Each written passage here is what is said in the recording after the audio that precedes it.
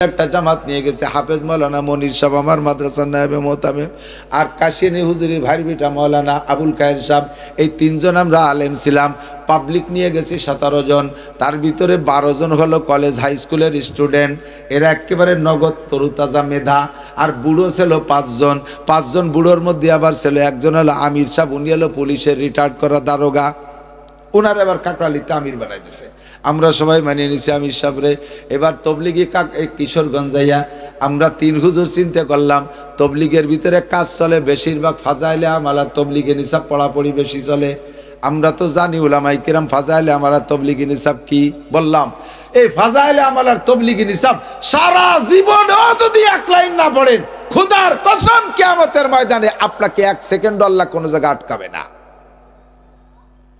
কোন জায়গা ধরবে না। ফাজাইল আমল পড়ছো, তবলিগি নিসাব পড়ছো, কোথাও যদি জিজ্ঞেস করে আমারে ডাক দিয়েন। তবে কিয়ামতের ময়দানে নামাজ ছাড়া 1 চাচাও পার হইতে পারবে। আর নামাজ ভাঙ্গার কারণ 19টা, তার ভিতরে 1 নম্বর নামাজে কিরাত গলত পড়া। কতক্ষণ বছরের পর বছর চিল্লে দেয়, অথচ কোরআন শরীফ পড়তে পারে না। এখন আমরা 3 জনের সিদ্ধান্ত নিলাম, এই মূর্খ কয়জনরা আমরা কোরআন শরীফ পড়ায় নেব। আমির সাহেবের সাথে আলাপ করলাম, আমির সাহেব ওই দারোগা সাহেব, ওনারে কইলাম ভাই আমরা একটু কোরআন শরীফ পড়া শিখাই নেই, 1 চিল্লের মধ্যে যদ্দূর পারি। আমির সাহেব কই না না না না, তবলিগে কোরআন শরীফ পড়া পড়ি নাই। আমি কইলাম তা কি গীতা পড়তে হবে নাকি? তবলিগে কোরআন শরীফ না, তা গীতা বাইবেল পড়বো? কয় না এখানে ফাজাইলে আমাল তবলিগি নিসাব। আমি বলি ফারদার কথা বলবেন না। যেই তবলিগের ভিতরে কোরআন শিক্ষা নাই, ওই তবলিগে আমি লাথি মারি, ওই তবলিগের কাছে আমি যাব না। কথা বলেন না কেন? যেই তবলিগে কোরআন শিক্ষা নাই, সে আবার কিসের সাথে তবলিগ রে? 2.5-3 ঘন্টা ফাজাইলে আমাল তবলিগি নিসাব, আর মাত্র 10 মিনিট 15 মিনিট আলহামদুলিল্লাহ মস্ক। এখন উনি ভর্তি দেবে না কোনোভাবেই। যখন আমরা সিদ্ধান্ত নিয়েছি, খাতাপত্র সিলেট টিলেট কিনে নিয়েছি, আমি কোরআন শরীফ পড়াবই। উনি এবার ওই পাকুন্দে থানার তবলিগের যত সাথী আছে তাদের সাথে প্যাক করে তাকে রেখে নিয়েছে, হুজুর আপনি নতুন কিছু আবিষ্কার করেন না, এই কোরআন পড়াপড়ি এর মধ্যে নাই। আমি বললাম যে তাহলে চলে যাচ্ছি, আমি এই কয়জনরে নিয়ে আলাদা এক জায়গা তাবুটা নাই বসে কোরআন শরীফ পড়া, আমি তবলিগ করবো না। কয় যে আপনারা হুজুর রাই বাংলা বাদাইছেন। এরপরে দেখলাম যে ওদের সাথে যুদ্ধ করে পারি ওঠা কঠিন, সব ওই দলে। আমি তো কোরআন শরীফ পড়াবো, আমার সাথীরাও পড়বে। আমি কাকরাইল ফোন দিছি, এই যে আমাদের কোটালীপাড়ার আমির হোসেন ভাই কাকরাইল থাকে, আব্দুল্লাহ মিয়ার ভাগ্নে, আমি আমির ভাইরে ফোন দিলাম, ভাই তবলিগি বলে কোরআন শরীফ পড়াপড়ি নাই, তো কি ভর্তি হবে এনে? কয় যে কিরা কইছে কোরআন শরীফ পড়ে? আমি কই যে আমির সাহেব করছে, এই যে ও সোনারে পাঠাই দেন কাকরাইল, ওরে রাখেন না।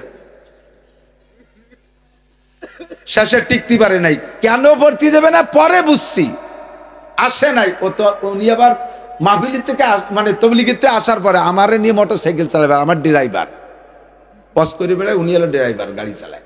ওখানে যে আমার আমির হয়েছে, আমি সব আমার কোরআন শরীফ পড়াতে দেবে না। পরে পড়ানো যখন শুরু করছি তখন দেখি যে উনি নিজেই পারে না। এত বড় আমির সাহেব, হুজুর গে আমির, সে যদি কোরআন শরীফ পড়তে না পারে, এই ধরাপড়ি যাবে না, এই লজ্জা থেকে না না না না কোরআন শরীফ পড়াপড়ি নাই। আমি 3 জনে ভাগ করে এই পাবলিক যুবকদেরকে নিয়ে আর বুলোকে ভাগ করে নিয়ে 38 দিন ছিলাম। 38 দিন পড়াইছি ওদেরকে, আলিফবা থেকে নিয়ে কোরআন শরীফ পড়া শিখাইয়া মাত্র 3 দিনই কোরআন শরীফ পড়া শিখাই ফেলাইছি। বেরেন ভালো তো স্কুল কলেজের ছাত্র, কাঁচা বেরেন। 38 দিনে 8 পারা সবক পড়াইয়া বাড়ি আনছি। বলবেন না সুবহানাল্লাহ? কাকরাইল আসলে কারগুজারি শোনে, কাকরাইল আসলে কারগুজারি শোনে এই জামাতে আপনাদের কি কি হয়েছে। তা আমরা বললাম যে হুজুর আমরা এই একটা কাম করছি, এটা কাম না কাম তা জানি না। এই 12 জনরে কোরআন শরীফ পড়া শিখাইয়া 8 পারা সবক পড়াই আনছি। আর এই বুড়ো কাটা হতে একেবারে বিলে আঠাইলে মাটি শুয়ে গেলি যায়, ওর মধ্যে কিচ্ছু ঢোয়ে না, পারি নে মোটে। তারপরও অক্ষর শিয়াইয়া জের জবর বের জজম তাজ দিয়ে ছিঁয়ে ফেলাইছিলাম। আর এক চিল্লে থাকতে পারলে ও কাটারও মুসলমান বানায় বাড়ি আনতে পারতাম। উলামায়ে কিরামের সাথে গেলে কোরআন শিক্ষা করা যায়, শরীয়তের সব বিধান জানা যায়। কথা বলেন ঠিক কি ঠিক না? দেখি কয়জন মূর্খ বসে বসে তবলিগ করে, একে অপরের তবলিগে মস্ক করাচ্ছে। আমি নিজে কানে শুনছি, ইয়া কানা আবুদু বা ইয়া কানাস্তাইন, এই না সূরা ফাতিহা যে পড়াচ্ছে সে পড়াচ্ছে ইয়া আনা আবুদু বা ইয়া আনাস্তাইন, ইয়া আনা আবুদু বা ইয়া আনাস্তাইন। আরো খুব উনি কয় যে না আমি তো শুনছি হুজুর কে ইয়া কানা আবুদু, যারে পড়াচ্ছে সে ভালোই রেখার পড়ানোলা ওই কয়। কয় মূর্খ যদি একসাথে যায় তাহলে পিকনিক খাওয়া ছাড়া কোনো উপায় নাই। কথা বলেন ঠিক ঠিক না? আল্লাহর কোরআন শুদ্ধ করে পড়া শেখা যায়, আলেমদের সাথে তবলিগি যাবেন। তবলিগির সিস্টেমটা হলো আল্লাহ পাক নবী পাককে শিক্ষা দিয়েছে, উদু ইলা সাবিলি রাব্বিকা বিল হিকমাতি ওয়াল মাউইজাতিল হাসানা, হিকমত আর কৌশল করে মিষ্টি মিষ্টি ওয়াজ দিয়ে ডাকো। তবলিগের মধ্যে মারামারি নাই, তবলিগের মধ্যে দাঙ্গা হাঙ্গামা নাই, তবলিগের মধ্যে গ্যাঞ্জাম নাই, কুবাকুবি খুনোখুনি নাই। যখন তবলিগের ভিতরে যেই দল এই গ্যাঞ্জাম করবে আমরা ওই তবলিগের সাথী না। যেই তবলিগ ঠান্ডা মাথায় নবীওয়ালা পদ্ধতিতে করবে আমরা ওই তবলিগে এই সিস্টেমে সময় দিতে রাজি। কথা বলেন ঠিক কি ঠিক না? 31শে জানুয়ারি 1-2 ফেব্রুয়ারি উলামায়ে কিরামের তত্ত্বাবধানে ইজতেমা হবে। অন্য বছর না গেলে এবছর যার চেষ্টা করবেন ইনশাআল্লাহ তো ইজতেমাকে এবার ভরপুর সফল করতে হবে। আল্লাহু আকবার। সন্ত্রাস আর ফিতনাবাজদের তবলিগ আমরা মানি না, আমরা মানি শান্ত সশিষ্ট মিজাজে 3 তরতিবে আমরা ইনশাআল্লাহ সময় দেব। যে কথা বলতে যে সরে চলা মান আমিলা সালিহান ফালিনাফসিহি ওয়া মান আসাআ ফাআলাইহা ওয়া ক্বালা তাআলা ফামান শাআ ফালইউমিন ওয়া মান শাআ ফালইয়াকফুর। وقال محمد رسول الله صلى الله عليه وسلم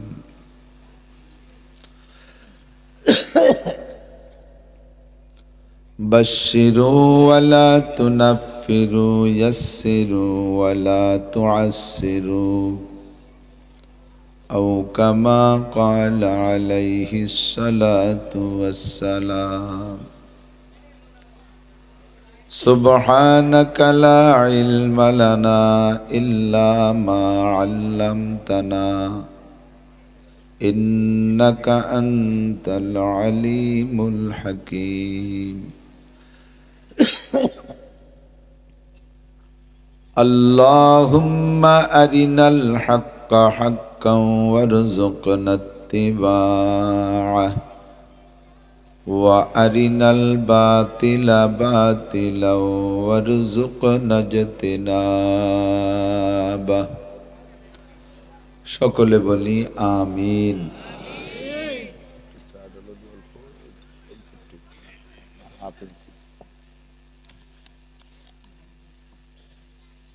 গরম পানি হলে হবে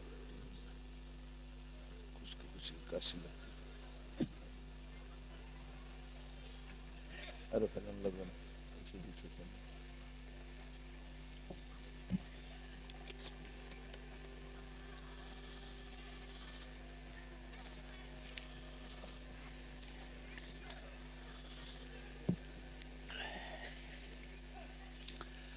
আমরা একটু দুরূদ শরীফ পড়ি। আল্লাহুম্মা সাল্লি আলা মুহাম্মাদিন ওয়া আলা আলি মুহাম্মাদ كما صليت على إبراهيم وعلى آل إبراهيم إنك حميد مجيد اللهم بارك على محمد وعلى آل محمد كما باركت على إبراهيم وعلى آل إبراهيم إنك حميد مجيد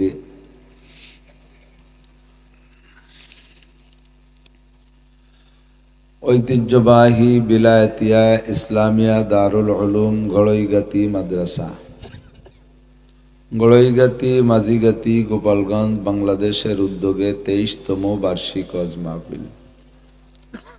অধ্যকার মাহফিলের সম্মানিত সভাপতি জনাব আলহাজ কাজী বিলায়েত হোসেন সাহেব,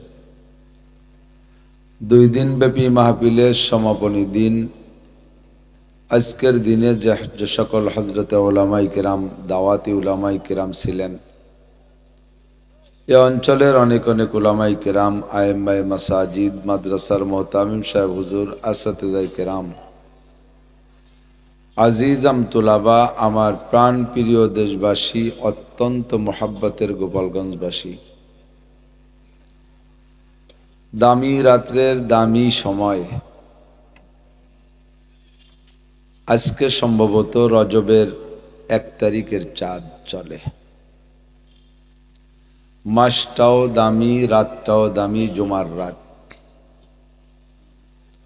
সময়টাও দামি, যথেষ্ট শীত।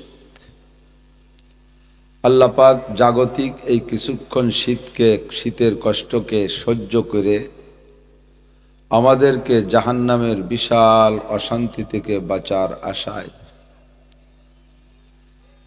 দুনিয়ার কিছুক্ষণের আরামকে পরিত্যাগ করে জান্নাতের অনাদি অনন্তকালের শান্তির আশায়, সওয়াবের আশায়, গুনার ভয়ে, হিদায়াতের আশায়, গুমরাহির ভয়ে, শিরিক ও কুফর মুক্ত ঈমান গড়ার লক্ষ্যে বেদাত মুক্ত সুন্নতি আমলের প্রশিক্ষণ দেওয়ার জন্য, নবীওয়ালা আখলাকের প্রশিক্ষণ দেওয়ার জন্য, আমলের প্রশিক্ষণ দেওয়ার জন্য কোরআন সুন্নাহকে সামনে রেখে কিছু ভালো কথা বলা এবং শোনার জন্য তৌফিক ইনায়াত করেছেন। এজন্য সকলে শুকর আদায় করি আলহামদুলিল্লাহ।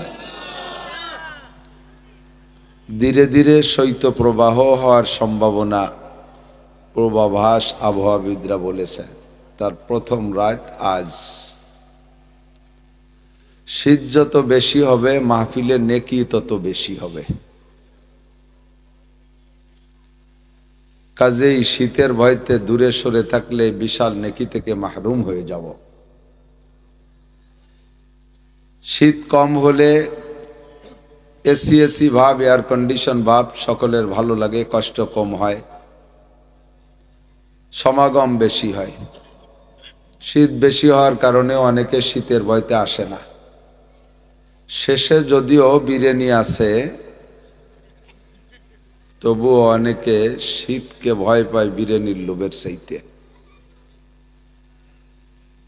বেশি শীত হইলে কষ্ট হয়, আর কষ্টের মধ্যে ইবাদত করলে আল্লাহ বেশি খুশি হয়। মাঝে মাঝে বলি, প্রতিকূল পরিবেশে ইবাদত করলে আল্লাহ পাক নেকি বেশি দান করেন। সারা বাংলাদেশে ওয়াজ করি, সব ওয়াজই তো ইউটিউবে আসে, শুনেও থাকেন সবাই। একটা ওয়াজের পর আমল করাতে পারলাম না, সেটা হলো ওয়াজের প্যান্ডেলে বসে বাদাম খাওয়া ঠেয়াতে পারলাম না। বড় লজ্জার কথা। আমি যদিও আপনাদের দেশের ছেলে, তবুও তো আজকে আমাকে একটা পদ দিয়ে এখানে বসানো হয়েছে।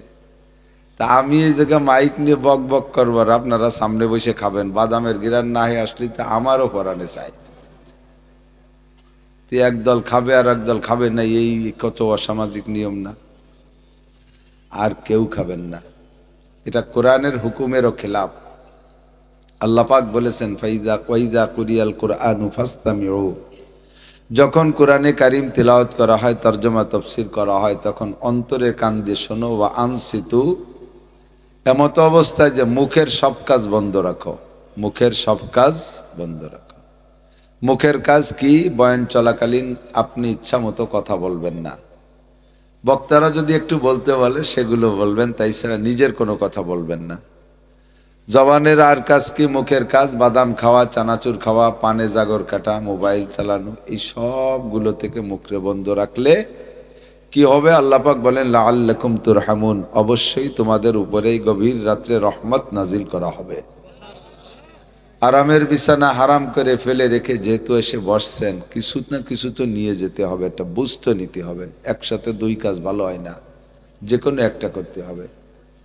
তো যা বলতে চাইছি সেটা হলো, প্রতিকূল পরিবেশ যখন ইবাদত করা এই জায়গা কঠিন, সেই জায়গায় ইবাদত করলে আল্লাহ বেশি নেকি দেয়। অন্যান্য সাধারণ যত ইবাদত আছে তন্মধ্যে রোজার প্রতিদান আল্লাহ তাআলা রেখেছেন বেশ বেশি, অন্যান্য অনেক ইবাদতের চেয়ে বেশি রাখছেন। হজও একটা কঠিন ইবাদত, এরও প্রতিদান আল্লাহ অনেক বেশি রাখছেন। হজ্জে মাবরুরের প্রতিদান হুজুর আলাইহিস সালাম বলেন, একমাত্র জান্নাত ছাড়া হজের প্রতিদান আর কিছু দিয়ে পরিশোধ করা সম্ভব না। বলেন সুবহানাল্লাহ। আপনার হজ যদি কবুল হয় তাহলে তার প্রতিদান আপনাকে জান্নাত ছাড়া আর কিছুই না, জান্নাত দেবেনই, এর মধ্যে কোনো সন্দেহ নেই। যারা হজ করেছেন তারা বলতে পারবেন, যারা না করেছেন তারা হালকা বিবরণ শোনেন যে হজ কষ্ট কাকে বলে। নবী আলাইহিস সালাতু ওয়াস সালামের সময় হজে যাতায়াতের জন্য আরাফাতের থেকে হজের কার্যক্রম বিশেষ করে শুরু হয়। আগের রাত মিনায় কিছুক্ষণ অবস্থান করে, এক রাত, তারপরে চলে যায় আরাফাতে। আরাফাতে এক রাত থাকে, দিনও থাকে, একটা রাতও থাকে, দিনও থাকে। আরাফাতের মাঠে 9 তারিখে মাগরিবের আজান দেওয়ার পরে ওখানে নামাজ পড়া যাবে না। মাগরিবের নামাজ না পড়িয়া মুজদালেফার দিকে রওনা দিয়ে যেতে হবে। এখন গাড়িতে যাওয়া যায়, অনেক হাজিরা গাড়িতে যায়, তো বেশিরভাগ হাজি পায়দল যায়, পায়ে হেঁটে যায়। আমার 2013 সালের হজের অভিজ্ঞতা আমি বলতেছি। সে সময় একটু ইয়াং ছিলাম, আরও 2 জন সাথীও ছিল যুবক। আমরা বললাম যে আমরা পায়ে হেঁটে সব করব। হুজুর আলাইহিস সালাতু ওয়াস সালাম পায়ে হেঁটে করেছেন, আমরা পায়ে হেঁটে করব। তো আরাফাতের থেকে নিয়ে মুজদালিফা 11 কিলোমিটার পায়ে হেঁটে।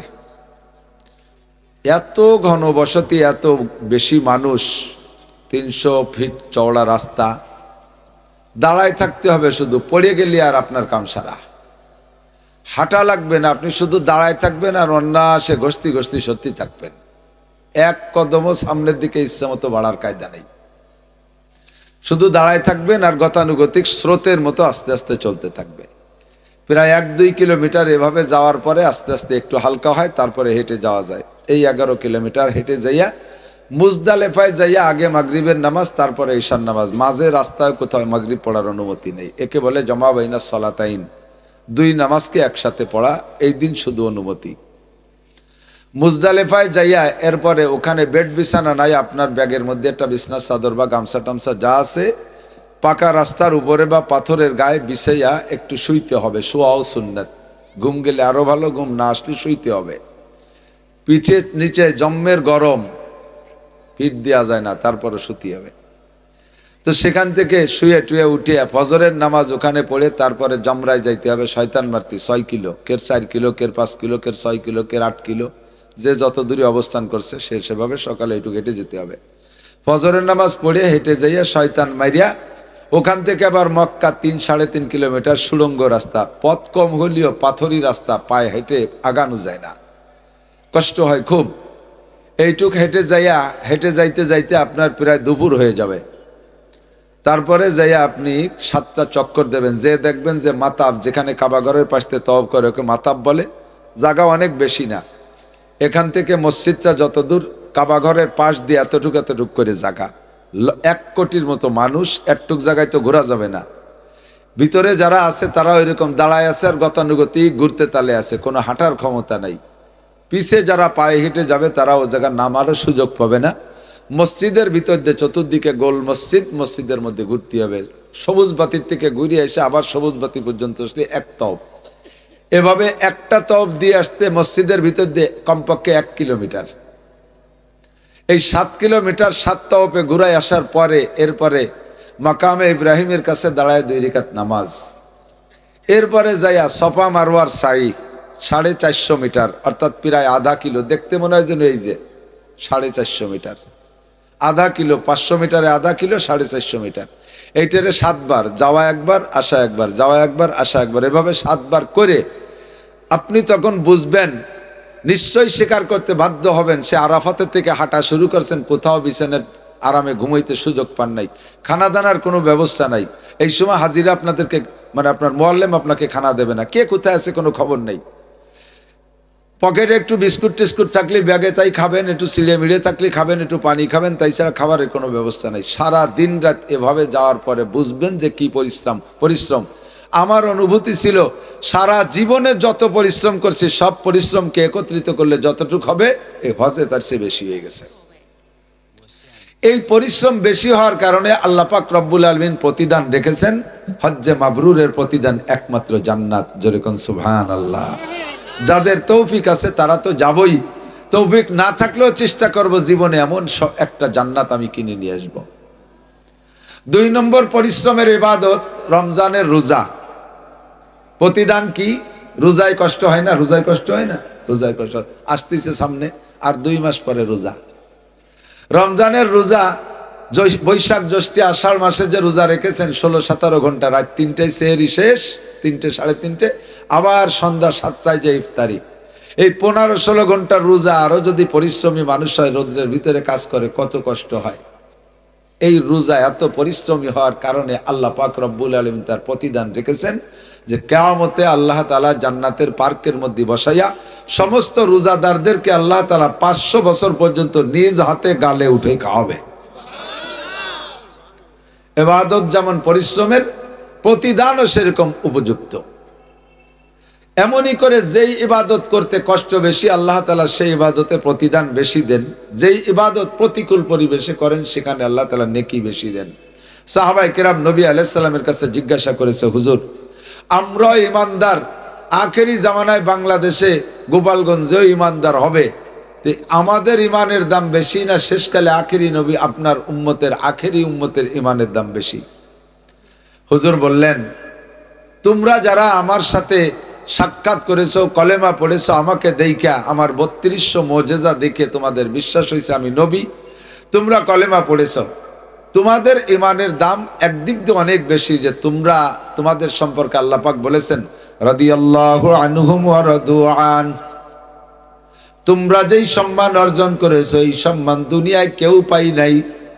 আর তোমরা চলে যাওয়ার পরে আমি নবী বিদায় নেওয়ার পরে যারা আসবে যত বড় বুজুর্গ হোক না কেন তাদের সম্পর্কে এই ঘোষণা আল্লাহ পাক দেন নাই। যারা সাহাবায়ে কেরাম তাদের সম্পর্কে রাদিয়াল্লাহু আনহুম ওয়া রাদু আন, তারা যেমন আল্লাহ পাকের উপরে সন্তুষ্ট, আল্লাহ পাকও তাদের উপরে সন্তুষ্ট হয়ে গেছেন। একটু বলি সুবহানাল্লাহ। হুজুর বললেন, সাহাবা হওয়ার কারণে তোমাদের মর্যাদা সবচাইতে বেশি। আব্দুল কাদের জিলানী রাহমাতুল্লাহ আলাইহির কাছে একজনে জিজ্ঞাসা করছে, হযরত আপনার দাম বেশি না সাহাবাদের দাম বেশি? আব্দুল কাদের জিলানী রাহমাতুল্লাহ আলাইহি সাহাবা না। উনি বললেন, তুমি আর কখনো এমন প্রশ্ন করবা না। কোথায় সাহাবা আর কোথায় আমি আব্দুল কাদের জিলানী? আল্লাহর নবীর 100 লক্ষ সাহাবা, roll number 1 Abu Bakr, roll number 2 Umar, 3 নম্বরে ওসমান, 4 নম্বরে আলী, এমন করে সিরিয়াল দিতে দিতে যেই সাহাবার রোল নাম্বার হবে 1,24,000 তম, অর্থাৎ সবে মাত্র আমার নবী পাকের কাছে কলেমা পড়া একবার সাক্ষাৎ করে চলে গেছে, হুজুরের কাছে আর বসার সুযোগ পাই নাই। এত নিচু মানের একজন সাহাবা যেই ঘোড়ার পিঠে চড়বে, যেই ঘোড়ার পিঠে চড়েছে, ওই ঘোড়ার নাকের মধ্যে যে ধুলো যায় আর আসে চলার পথে, ওই ধুলোর যে দাম আমার মতো 1000 আব্দুল কাদেরেরও সেই দাম হবে না।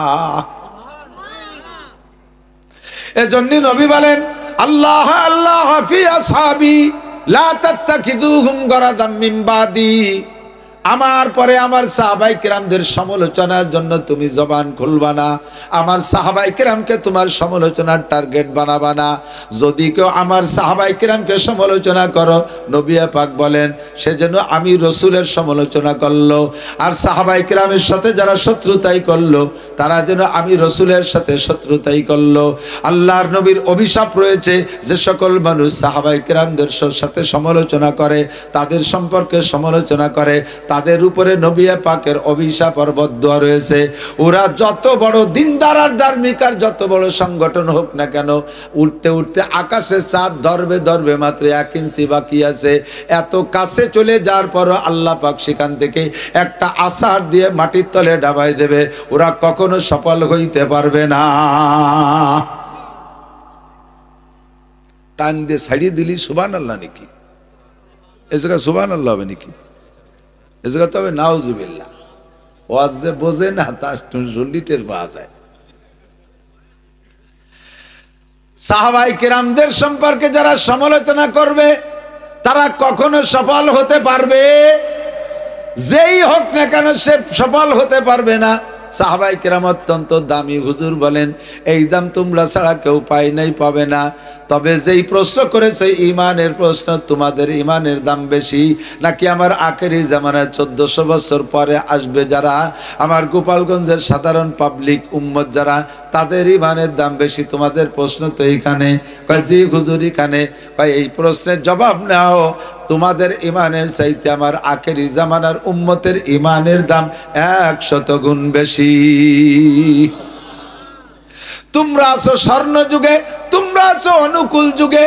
আমি নবীর চেহারা দেখা কাফেররা কলেমা পড়ে ফেলে, আমার মুজিজা দেখে তোমরা কাফেররা মুসলমান হয়েছো। আমার আখেরি উম্মতরা একটাও দেখবে না, ওলামায়ে কেরাম কিসসাগুলো শোনাবে, শুনে শুনে বিশ্বাস করবে, তাতেই তারা ইমানদার হয়ে যাবে। কাজেই তাদের ইমান আল্লাহ পাক রব্বুল আলামিনের কাছে অনেক মকবুল। তাদেরকে আল্লাহ পাক এভাবে পুরস্কৃত করবে। তাদের আমলের দাম তোমাদের আমলের চেয়ে কত বেশি।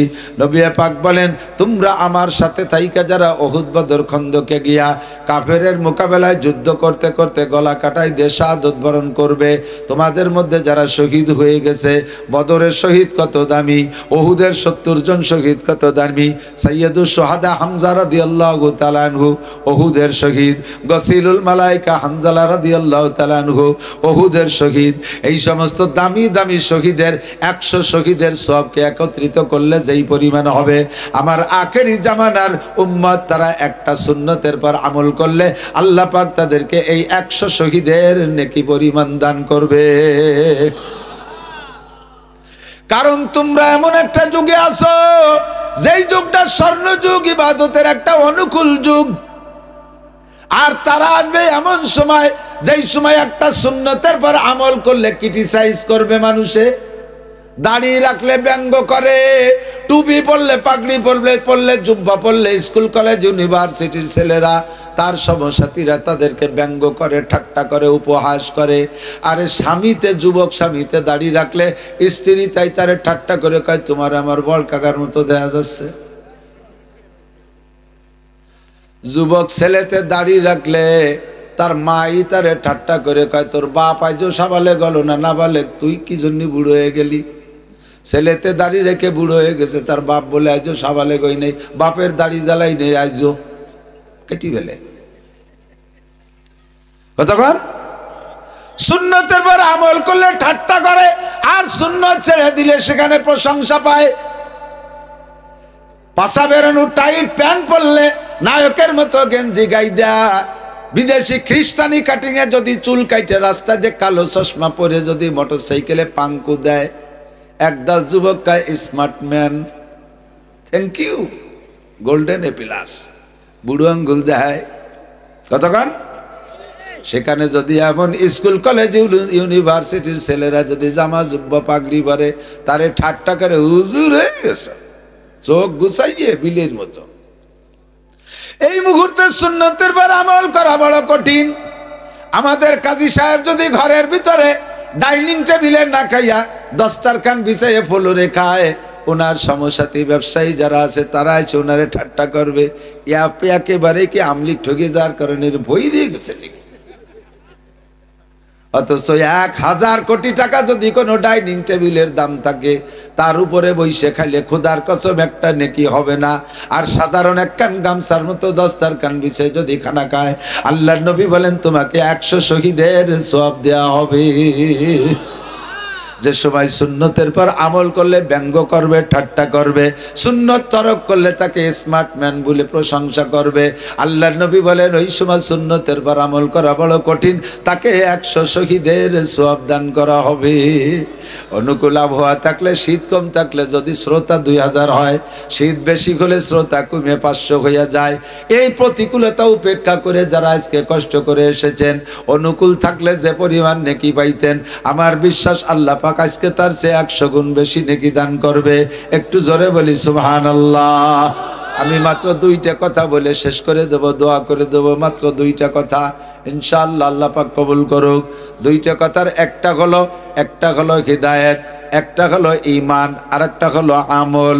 একটা হলো ঈমান, আরেকটা হলো আমল। ঈমান গ্রহণ করার নাম হলো হিদায়াত পাওয়া। ঈমান আর হিদায়াতের ব্যাপারে আল্লাহ পাক রব্বুল আলামিন আমাদেরকে স্বাধীনতা দিয়েছেন। কথা বলেন। ঈমান আর হিদায়াত গ্রহণের ব্যাপারে আল্লাহ পাক স্বাধীনতা দিয়েছেন। আল্লাহ পাক বলেন লা ইকরাহা ফিদ্দিন, ধর্মের মধ্যে কোনো জবরদস্তি নাই।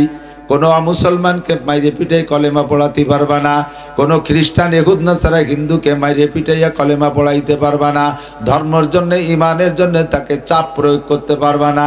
তোমাদের দায়িত্ব হলো আমা আলাইকুম ইল্লাল বালাগ, তোমাদের দায়িত্ব তবলিগ করা, কলেমার দাওয়াত দেওয়া, পৌঁছাই দেবা। ফামান শাআ ফালইউমিন ওয়া মান শাআ ফালইয়াকফুর, তাকে আমি স্বাধীনতা দিয়েছি, মনে চাইলে হিদায়াত গ্রহণ করবে, মনে না চাইলে হিদায়াত গ্রহণ করবে না।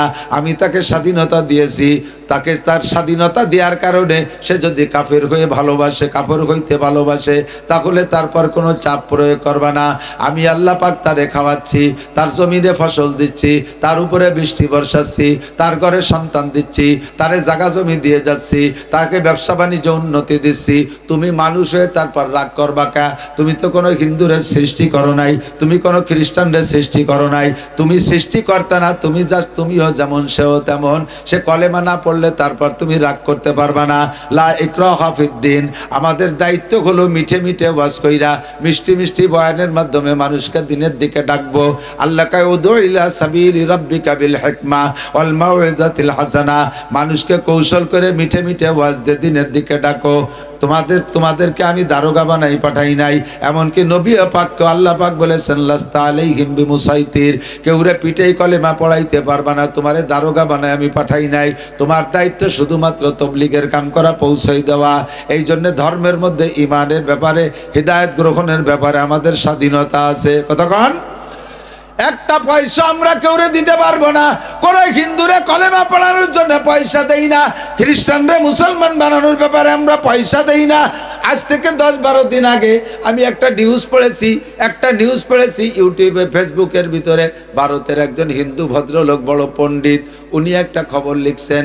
উনি বলেন আমি সারা পৃথিবীকে জরিপ করেছি, তদন্ত করেছি, 2015 সাল থেকে নিয়ে 2022 সাল পর্যন্ত 7 বছরে সারা পৃথিবীতে 30 লক্ষ অমুসলমান কলেমা পড়ে মুসলমান হয়েছে। এই 30 লক্ষ যারা কলেমা পড়ে মুসলমান হয়েছে, এই 30 লক্ষর পিছনে মুসলমানরা 30টা পয়সা খরচ করে নাই, এক কাপ চাও তাদেরকে খাওয়াই নাই, একটা পয়সা তাদেরকে দেয় নাই।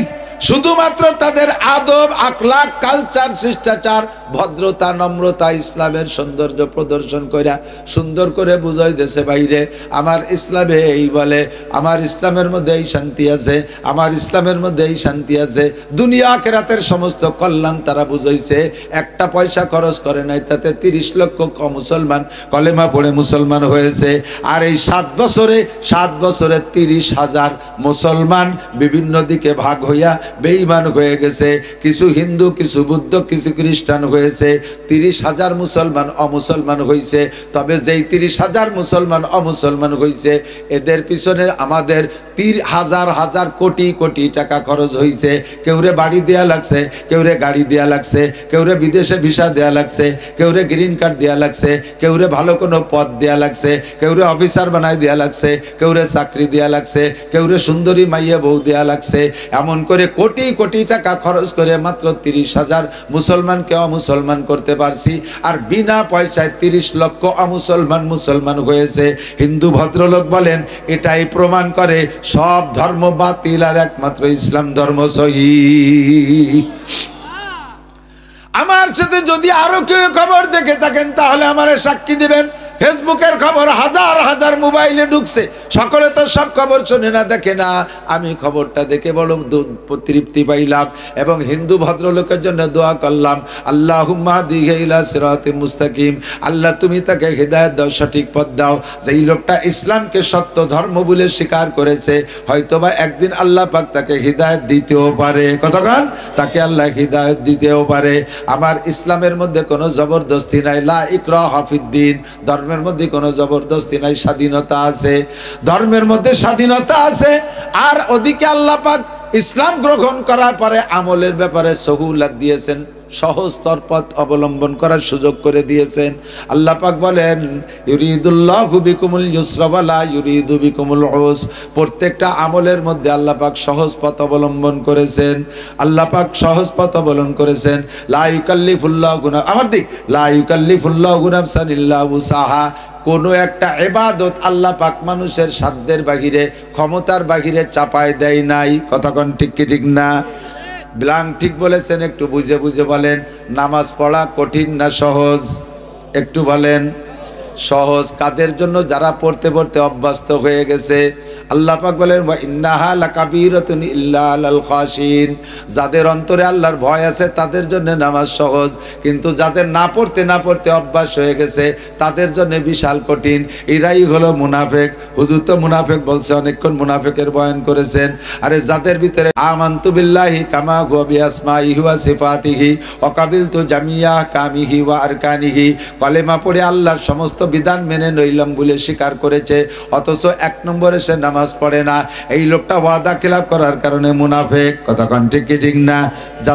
যাদের অভ্যাস নাই নামাজ পড়ার তাদের জন্য বড় কঠিন, কিন্তু নামাজ পড়া একেবারে ইজি, একেবারে সহজ যদি অভ্যাসে পরিণত হয়ে যায়। শরিয়াত যখন তবিয়াতে পরিণত হয় তখন শরিয়াতে আর আমলে কোনো কষ্ট থাকে না, আর তবিয়াতে যখন পরিণত না হয় অতক্ষণ পর্যন্ত কষ্ট হয়। একটু সাক্ষী দেন যারা রেগুলার নামাজ পড়েন, যারা রেগুলার নামাজ পড়েন, নামাজের ওয়াক্ত আসলে আপনাকে সব কাম কাজ থেকে নামাজের দিকে টান দেয়। কতক্ষণ? যদি কারণবশত কোনো এক ওয়াক্ত নামাজ পড়তে না পারেন, বলেন কেমন লাগে? ভয় লাগে কি লাগে না? ঘর থেকে বেরোইতে ভয় লাগে। হজরের নামাজ যদি না পড়েন বাইরে যাইতে ভয় লাগে, ঠ্যাং কাঁপে, হাত পাও কাঁপে। মনের থেকে এটা বুঝ হয়ে যায় আজকে মনে হয় যে জায়গায় হাত দেবো, যে কাজে হাত দেবো সফল হতে পারবো না, ব্যর্থ হব, এমন বলে একটা আতঙ্ক সৃষ্টি হয়ে যায়। যারা নামাজ পড়ে তাদের জন্য কোনো কষ্ট হয় না, পড়তে পড়তে অভ্যাস হয়ে গেলে। এরকম করে প্রত্যেকটা ইবাদত আল্লাহ পাক সহজ করে দিয়েছেন। এবার নামাজের মধ্যে আসেন, যখন নামাজ আপনি পড়বেন, নামাজ পড়তে ওযু লাগে, নামাজ পড়তে ওযু লাগে। বিনা ওযুতে নামাজ হবে? বিনা ওযুতে নামাজ হবে না। যত শীত হোক আর যত ঠান্ডা হোক, ওযু ছাড়া নামাজ হবে না। কতক্ষণ? বিনা ওযুতে সিজদা দেওয়া হারাম। সিজদা দিয়ে নেকির আশা করলে ঈমান পর্যন্ত নষ্ট হয়ে যাইতে পারে। কাজেই ওযু করতেই হবে। খুব কঠিনভাবে বলে দিলাম। এখন আপনি অসুস্থ মানুষ, রোগী, আপনি অসুস্থ মানুষ রোগী, অথবা পানি পাচ্ছেন না। এখন আপনি আল্লাহর কাছে বললেন, আল্লাহ আমাদের দেশি হুজুর মৌলানা নাসির সাহেব যেভাবে টাইট দিয়ে কইল, যেভাবে টাইট দিয়ে বলল যে নামাজ বিনা ওযুতে হবে না, আমার তো ওযু বানাইলে রোগ বেড়ে যাবে, আমি কি করতে পারি? আল্লাহ পাক বলেন যত শক্ত করে বলুক তোমার জন্য বিকল্প ব্যবস্থা আছে, তোমার জন্য সহজ ব্যবস্থা আছে। রাস্তায় মাঝে মাঝে দেখবেন ব্রিজ ভাঙ্গা ব্রিজকে সংস্করণের কাজে যখন হাত দেয় তখন ওই পাশ দিয়ে একটা বিকল্প সড়ক বানায়। বিকল্প সড়ক বানায়, বিকল্প সড়ক না বানাইয়া সরাসরি ব্রিজ ভেঙ্গে ছেড়ে দেয় না, তাহলে বরাবর গাড়ি যে হুড়মুড় করে ভেঙ্গে ছুড়ে পড়বে। এই জন্যই বিকল্প সড়ক বানায় দেয়। আল্লাহ কায় তোমার নামাজের রাস্তার ভিতরে এখন ভাঙ্গা ব্রিজ বেঁধে গেছে, অজু বানাইতে পারতেছ না, প্রচণ্ড ঠান্ডা, আর ঠান্ডার পানি দিয়ে অজু বানাইলে জ্বর বেড়ে যাবে, রোগ বেড়ে যাবে। এমন যদি তোমার ভয় থাকে, তোমার জন্য বিকল্প সড়ক রেখেছি, সাইড দিয়ে তোমার বিকল্প সড়ক, ফাতায়াম্মামু সাঈদান তাইয়্যিবা, তাহলে তুমি পাক মাটি দিয়ে তায়াম্মুম করে নামাজ পড়তে পারো। কথাগুলো আপনার জানা, কথার ভিতরে দুই একটা ফাঁকে জরুরি মাসালা বলবো, বিদায় আমি নিয়ে আসছি, এদিক লক্ষ্য করি। আপনি পাক মাটি দিয়ে তায়াম্মুম করে নামাজ পড়তে পারেন, আপনাকে নামাজ ছাড়ার কোনো অনুমতি। আপনি ওযু বানাইতে পারেন না, আপনাকে পবিত্র মাটি দিয়ে তায়াম্মুম করে নামাজ পড়ার ব্যবস্থা আল্লাহ রেখেছে। আল্লাহ কা ইউরিদুল্লাহু বিকুমুল ইউসরা ওয়া লা ইউরিদু বিকুমুল উসর। আমি কখনো কঠিন পথ অবলম্বন করি নাই, যেটা যেটা সহজ সেইটা তোমার জন্য রেখেছি, যেটা তোমার অসম্ভব সেইটা আমি চাপাই দেই নাই। যেখানে তোমার অসম্ভব সেখানে সম্ভবের ব্যবস্থা আমি রেখেছি। মাটি দিয়ে তায়াম্মুম করে নামাজ পড়বা, তাহলে ওযুর পরিবর্তে মাটি দিয়ে তায়াম্মুম করার সুযোগ আছে। বলেন আলহামদুলিল্লাহ, বলেন আলহামদুলিল্লাহ। এখন এই জায়গায় একটা মাসলা আছে, একটা একটু ক্রিটিক্যাল, একটু শুনতে হবে, লক্ষ্য করতে হবে। ওযুর পরিবর্তে তায়াম্মুম করা যায়। তায়াম্মুম কি জানেন না অনেকে? মাটিতে হাত মাইরা, একটু সেকেন্ড, মাটিতে হাত মাইরা হালকা এভাবে একটা জ্বালা দেবেন, এরপরে হাতটাকে সিস্টেম করবেন এভাবে, একটু দেখবেন কেমন হয়।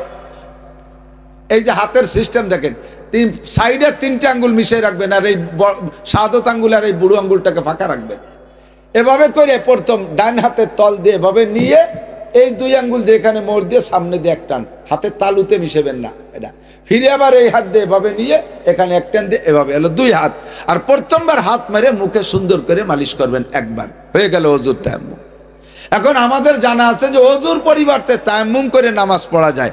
তো কারণবশত যদি অসুস্থ রোগী ব্যক্তির গোসল ফরজ হয়ে যায়, হতেই পারে, হতেই পারে। আর এই লোকটা যদি রাত্রে গোসল করে ফজরের নামাজের জন্য, তাহলে তার জীবন নিয়ে টান পড়বে, তার রোগ মারাত্মক আকারে বেড়ে যাওয়ার ভয় থাকবে। এই লোকটা কি করবে? গোসলের পরিবর্তে তায়াম্মুম, যেমন ওযুর পরিবর্তে গোসলের পরিবর্তে আপনি তায়াম্মুম করে নামাজ পড়তে পারবেন। না জানা থাকার কারণে হাজারো মানুষ ওযুর পরিবর্তে তায়াম্মুম করে নামাজ পড়ে, কিন্তু গোসলের পরিবর্তে যে গোসলও যে তায়াম্মুমের দ্বারা সারা যায়, এইটা না জানা থাকার কারণে গোসলও করে না, তায়াম্মুমও করে না, নামাজ ছাইড়ে দেয়। আপনার যদি রোগ মারাত্মক আকারে বাড়ার ভয় থাকে, তাহলে আপনি ওযুর পরিবর্তে যেমন তায়াম্মুম করতে পারবেন, গোসলের পরিবর্তে তায়াম্মুম করতে পারবেন। এবার গোসলের তায়াম্মুম কতটুক, ওযুর তায়াম্মুম তো জানলাম একটুক, গোসল যত বড় তায়াম্মুমও কি অত বড় নাকি? হযরত আলী রাদিয়াল্লাহু তাআলা আনহুকে হুজুর তায়াম্মুমের মাসালা শিখিয়ে দেওয়ার পরে গোসল ফরজ হয়ে গেছে, রাত্রে শরীর খারাপ, এবার উনি গোসলের পরিবর্তে তায়াম্মুম করে এসে হুজুরে দেখাচ্ছে, হুজুর দেন তো আমার তায়াম্মুম হয়েছে নাকি? দেখছে মাথায় মাটি, বালি, গা গতর ভরিয়ে বালি আর বালি। আলী তুমি কি করছো? আলী সারা গায়ে বালি মাহাইছো কেন? হুজুর তায়াম্মুম করে আইছি। কি তায়াম্মুম? গোসলের তায়াম্মুম। কিরম করছো গোসলের তায়াম্মুম? জানি যে ওযুর তায়াম্মুম হাত আর মুখ মুছতে হবে, তাহলে গোসল তো বড়, গোসলের তায়াম্মুম তো সেরকম করতে হবে। এক গাদি বালি গাদি দিয়ে এই পাশে ডুব দিয়ে বারোই চলে গেছি, শক্তিশালী মানুষ। গোসল বড়, তার তায়াম্মুমও বড়, এই জন্য সারা গায়ে বালি মাহাইছি। হুজুর কয় না আলী, ওযুর তায়াম্মুম যতটুক, গোসলের তায়াম্মুম ততটুক। বাবা সহজ পথ শিখিয়ে দিলাম, কিন্তু একেবারে আসান মাসালাটা না জানা থাকার কারণে জীবনে অনেকবার ভুল করে ফেলাইছেন। আপনার ওযু এবং গোসল দুইটা কাজই আপনি তায়াম্মুমের মাধ্যমে সারতে পারবেন। এই নামাজকে আর দ্বিতীয়বার দোহরানো লাগবে না। ইউরিদুল্লাহু বিকুমুল ইউসরা ওয়ালা ইউরিদু বিকুমুল উস। আল্লাহ পাক সর্বক্ষেত্রে সহজ পথ অবলম্বন করেছেন, সহজ মাসালা শিখিয়ে দিয়েছেন। নবী পাক আমাদেরকে অর্ডার করেছেন বাশশিরু ওয়ালা তুনাফিরু, উম্মতকে সুসংবাদ দাও, ভয় দিয়ে ভাগাই দিও না। আমার দিক, উম্মতকে সুসংবাদ দাও, ভয় দিয়ে ভাগাই দিও না। ইয়াসসিরু ওয়ালা তুআসসিরু, কঠিন কঠিন মাসালা বলে বিপদে ফেলাই দিও না। সহজ সহজ মাসালা বলো যাতে আমল করতে পারে, সহজ মাসালা বলে দাও যাতে আমল করিয়া মোটামুটি কোনো মতে পার হইতে পারে। আল্লাহু আকবার। যারা রেগুলার নিয়মিত শেষ রাত্রে উঠে তাহাজ্জুদের নামাজ পড়বে, বোঝেন, শেষ রাত্রে উঠে রেগুলার যারা তাহাজ্জুদের নামাজ পড়বে, কিয়ামতের ময়দানে নবীদের সাথে, শহীদদের সাথে, সিদ্দিকিনদের সাথে বিনা হিসাবে জান্নাতি। সাহাবায়ে কিরাম বলেন, ওগো নবী, আমরা তো আপনার সাথে আছি, আমাদের সব কষ্ট দূর হয়ে যায় আপনার সাথে থাকলে। আমাদের মধ্যে অনেকে আছে দুর্বল, যারা এই শেষ রাত্রে রেগুলার উঠতে পারে না। সবচাইতে বড় কথা, আপনার আখেরি জামানার উম্মতরা শারীরিকভাবে দুর্বল হবে, তারা বিভিন্নভাবে ব্যস্ত থাকবে, তারা এই ক্লান্ত হয়ে যাবে। শেষ রাত্রে রেগুলার উঠে তাহাজ্জুদের নামাজ পড়া কষ্ট হয়ে যাবে। এই জায়গা কি কোনো সহজ পথের ব্যবস্থা আছে? নবী পাক বললেন সহজ ব্যবস্থা আছে। আমার দিক তাকান, যারা রেগুলার ইশার ফরজ নামাজ 4 রাকাতের পরে, মাঝে মাঝে বলে থাকি, আবারও বলি, নতুন নতুন শ্রোতারা আমলে আসবে ইনশাআল্লাহ। ইশার ফরজ নামাজ 4 রাকাতের পরে 2 রাকাত সুন্নত পড়বেন। 4 রাকাত ফরজ, 2 রাকাত সুন্নত। এরপরে তো বেতের নামাজ, বেতের নামাজের আগে পারলে 12 রাকাত, না পারলে 10 রাকাত, না পারলে 8 রাকাত, না হয় 6 রাকাত, না পারলে 4 রাকাত, না হয় কমপক্ষে রেগুলার যদি 2 রাকাত নামাজ আপনি ওই সময় তাহাজ্জুদের নিয়তে পড়া, এরপরে বেতের পড়বেন, শুয়ে থাকবেন, নিয়ত রাখবেন যদি শেষ রাত্রে আবার উঠতে পারি, আবারও তাহাজ্জুদের নামাজ পড়ব। তাতে যদি জীবনেও কোনোদিন আর উঠতে না পারেন, আর এইভাবে আপনি রেগুলার 2 রাকাত পড়েন, তাহলে নিয়মিত যারা শেষ রাত্রে উঠে তাহাজ্জুদ পড়ে, তারাও যেই ফজিলতে জান্নাতে যাবে, আপনিও একই ফজিলতে জান্নাতে যাবেন। সহজ হয়েছে কিনা? আমল করার নিয়ত করতে পারি কয়জন একটু দেখাবেন? বিলাং হাত চাই না, গতানুগতিক উঠছে অনেকে। ঈশাই ভরবে না, আবার সে তাহাজ্জুদের হাত উঠেছে। মনের থেকে যারা ঈশার নামাজ পড়বো, যারা রেগুলার নামাজ পড়বো, ঈশার ভিতরে আমরা এই 2 রাকাত তাহাজ্জুদ পড়বো, বলেন পড়বো ইনশাআল্লাহ। আল্লাহ তাআলা তৌফিক দান করুক, বলেন আমিন। সহজে তাহাজ্জুদের ব্যবস্থা। কয় হুজুর, অনেকে কবে হুজুর তাহাজ্জুদের রক্ত তো রাত 12টার পরে এত আগে পড়লে হবে কেন? এই কেন প্রশ্নটার জবাব একটু হাতে রাখেন, যাতে আপনিও পেছে পড়ে গেলে জবাব দিতে পারেন। বেতের নামাজের মূল অক্ত হলো, বেতের নামাজের মূল অক্ত হলো শেষ রাত্রি তাহাজ্জুদের পরে। বেতের নামাজের মূল অক্ত শেষ রাত্রি তাহাজ্জুদের পরে, এটা হলো বেতের নামাজ। তাহাজ্জুদের নামাজ নফল, জীবনে এক রাকাত না পড়লে সগীরা কবিরা কোনো গুনাহ হবে না, কিন্তু বেতের নামাজ না পড়লে কবিরা গুনাহ হবে, আল্লাহর কাছে জবাব দেওয়া লাগবে। কতক্ষণ? বেতের নামাজ ওয়াজিব। আর এর রক্ত কোন সময় একটু কন? শেষ রাত্রে তাহাজ্জুদের পরে। সেই শেষ রাত্রে তাহাজ্জুদের পরে যে বেতের নামাজ, বান্দার সহজ করণার্থে আল্লাহ পাক আসানির জন্য এইটাকে ঈশান নামাজের সাথে আইনে পড়ার অনুমতি দিয়ে দিয়েছে। একটা ওয়াজিব নামাজে যদি আপনার সহজের জন্য ওয়াক্ত চেঞ্জ করে আগে আইনে পড়ার অনুমতি হয়, তাহলে তার সাথে যে তাহাজ্জুদ নফল ছিল সেটা আগে আসাতে কি কোনো দোষ হতে পারে? কোনো দোষ হইতে পারে না।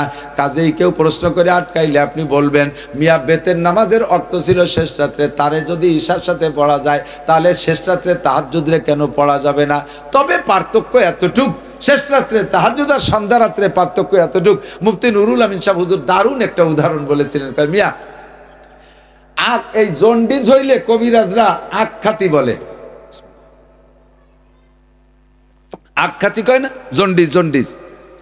জন্ডিজের রুগীরে আখ খাইতে বলে, কয় আখের রস খাইলে, আখ খাইলে জন্ডিস সারে, টোটাল আখ খাইলে জন্ডিস সারে।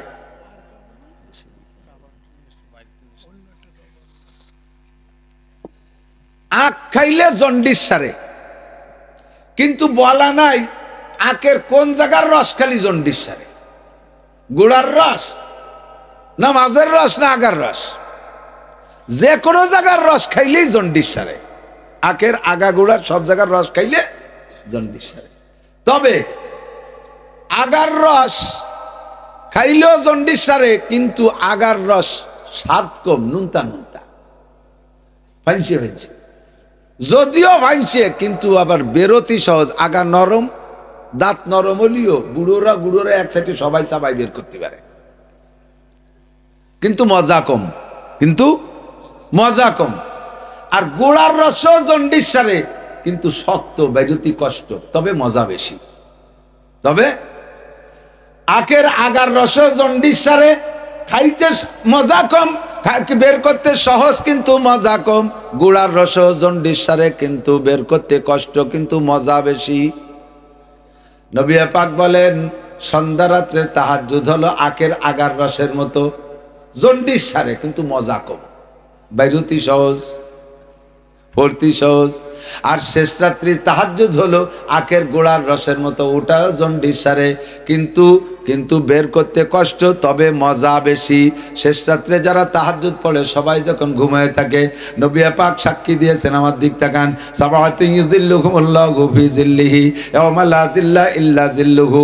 হাসরের মাঠে যখন পায়ের নিচে জমিটা পুরা তামার মতো লাল হয়ে যাবে, মাথার মাত্র 4 আঙ্গুল উপরে সূর্য থাকবে, সূর্যের তাপে কি পরিস্থিতি হবে আমি শুনেছি, হুজুর বলেছেন একটু আগে। ময়দানে মাহশারটা কেমন হবে? ওই সময় কোনো ছায়া থাকবে না। 7 গুণের মানুষকে আল্লাহ পাক ডাইকা নিজে কুদরতি হাতে ধরে নিয়ে আর সে আজিমের নিচে ছায়া দেবে। তার ভিতরে এক শ্রেণীর মানুষ হলো রাজুলুন যাকারাল্লাহ খালিয়ান ফাফাজাত আইনা। ওই ব্যক্তি, যেই ব্যক্তি সমস্ত মানুষের ঘুমন্ত অবস্থায় একা একা তাতাজাফা জুনুবুহুম আনিল মাদাজি ইয়াদউনা রাব্বাহুম খাউফান ওয়া তামা। স্বামী স্ত্রী এক বিছানায় শুয়ে আছে, কোন ফাঁক দিয়ে স্বামী উঠে চলে গেছে তাহাজ্জুদের জন্য, স্ত্রী টের পায় নাই। স্বামী স্ত্রী এক কম্বলের ভিতরে লেপের নিচে শুয়ে আছে, স্ত্রী আল্লাহর টানে আল্লাহর ডাকে সাড়া দিয়া কোন ফাঁক দিয়ে কোলের ভিতরেতে বেরোয় চলে গেছে, স্বামী টের পায় নাই। হুজুর উদাহরণ বলেন, আটা ছেনলে আটার মধ্যে চুল থাকলে চুলটা টেনে বের করলে যেমন চুলের গায়ে একটু আটাও মাখে না, আটায় টের পায় না যে কোন ফাঁক দিয়ে চুলটা বেরিয়ে গেল। এমন করে এক বিছানায় শুয়ে আছে, একজন উঠে যার একজন টের পায় না। গভীর রাত্রে উঠে যে 2-4 রাকাত তাহাজ্জুদের নামাজ পড়া, এরপরে তাতাজাফা জুনুবুহুম, এরপরে উদউ রাব্বাকুম তাদাররুআ খুফিয়া, আল্লাহর ভয়তে গোপনে গিড়গিড় করে তুমি কাঁদবা, জিকির করবা চোখ থেকে পানি পড়বে, জিকির করবা চোখ থেকে পানি পড়বে। অভ্যাস যদি 2-4 দিন করেন দেখবেন মজা কারে কয়। এই মজা দুনিয়ার কোনো তার মধ্যে নাই। শ্বশুর বাড়ি এই মজা নাই, দালানকোটার মধ্যে এই মজা নাই, কোটি কোটি টাকার মধ্যে এই মজা নাই, বাগবাগানের মধ্যে এই মজা নাই, সোনার উপর মধ্যে এই মজা নাই, দামি দামি গাড়ির মধ্যে এই মজা নাই।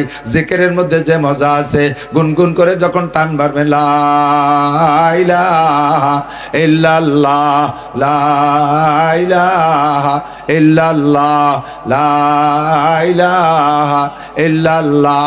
पर्दाए हस्ती अगर सूजी बना रे लाइला, आजमा बे पर्दा बीनी नूरे इल्लल्लाह रा, आजमा बे पर्दा बीनी नूरे इल्लल्लाह रा।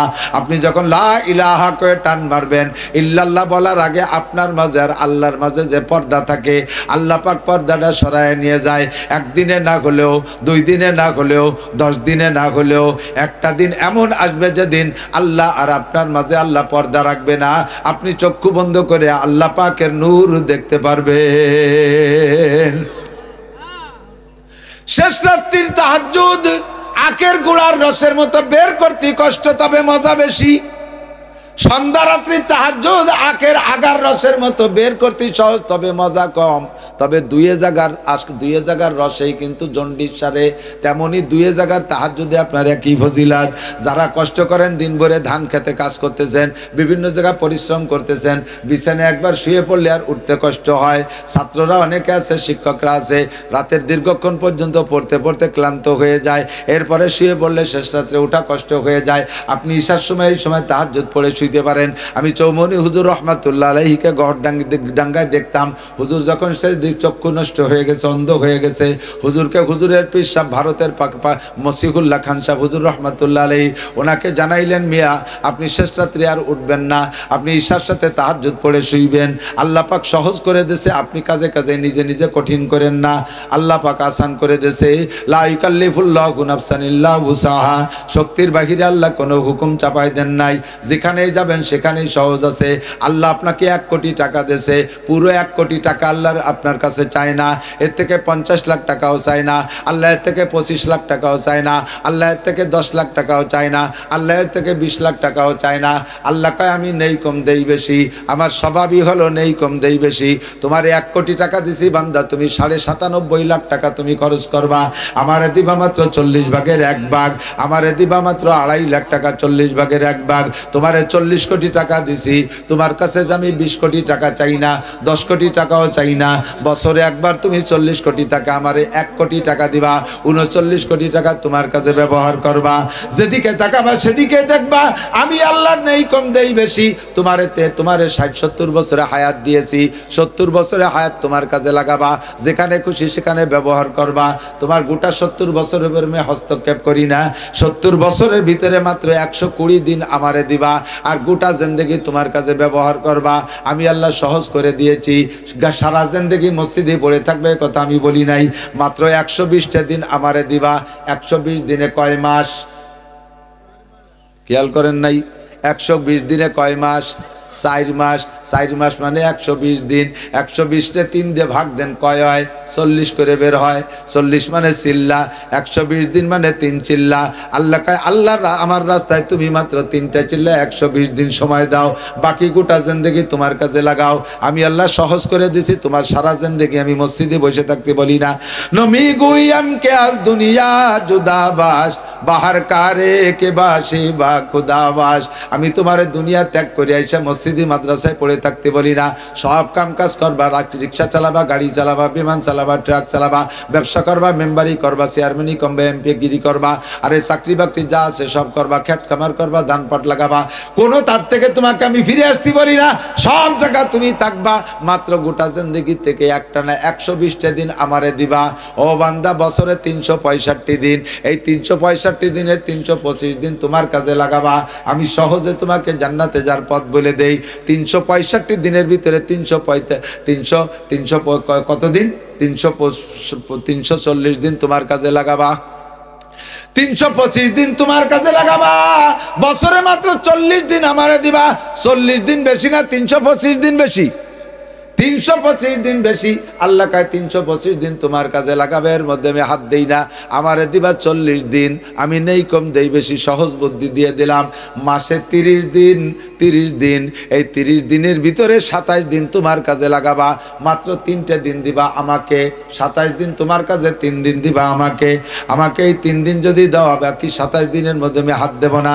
সপ্তাহে 7 রাত 7 দিন, 7টা দিনও তোমার কাজে লাগাবা। 7টা রাতও তুমি, আর 7টা রাতের মধ্যে 6টা রাত তুমি ঘুমাবা। 7 দিন তোমার কাজে লাগাবা, 6টা রাতও তোমার কাজে লাগাবা। মাত্র 1টা রাত মার্কাজ মসজিদে আমার কাজে দিবা, মার্কাজ মসজিদে মাত্র 1টা রাত দিবা।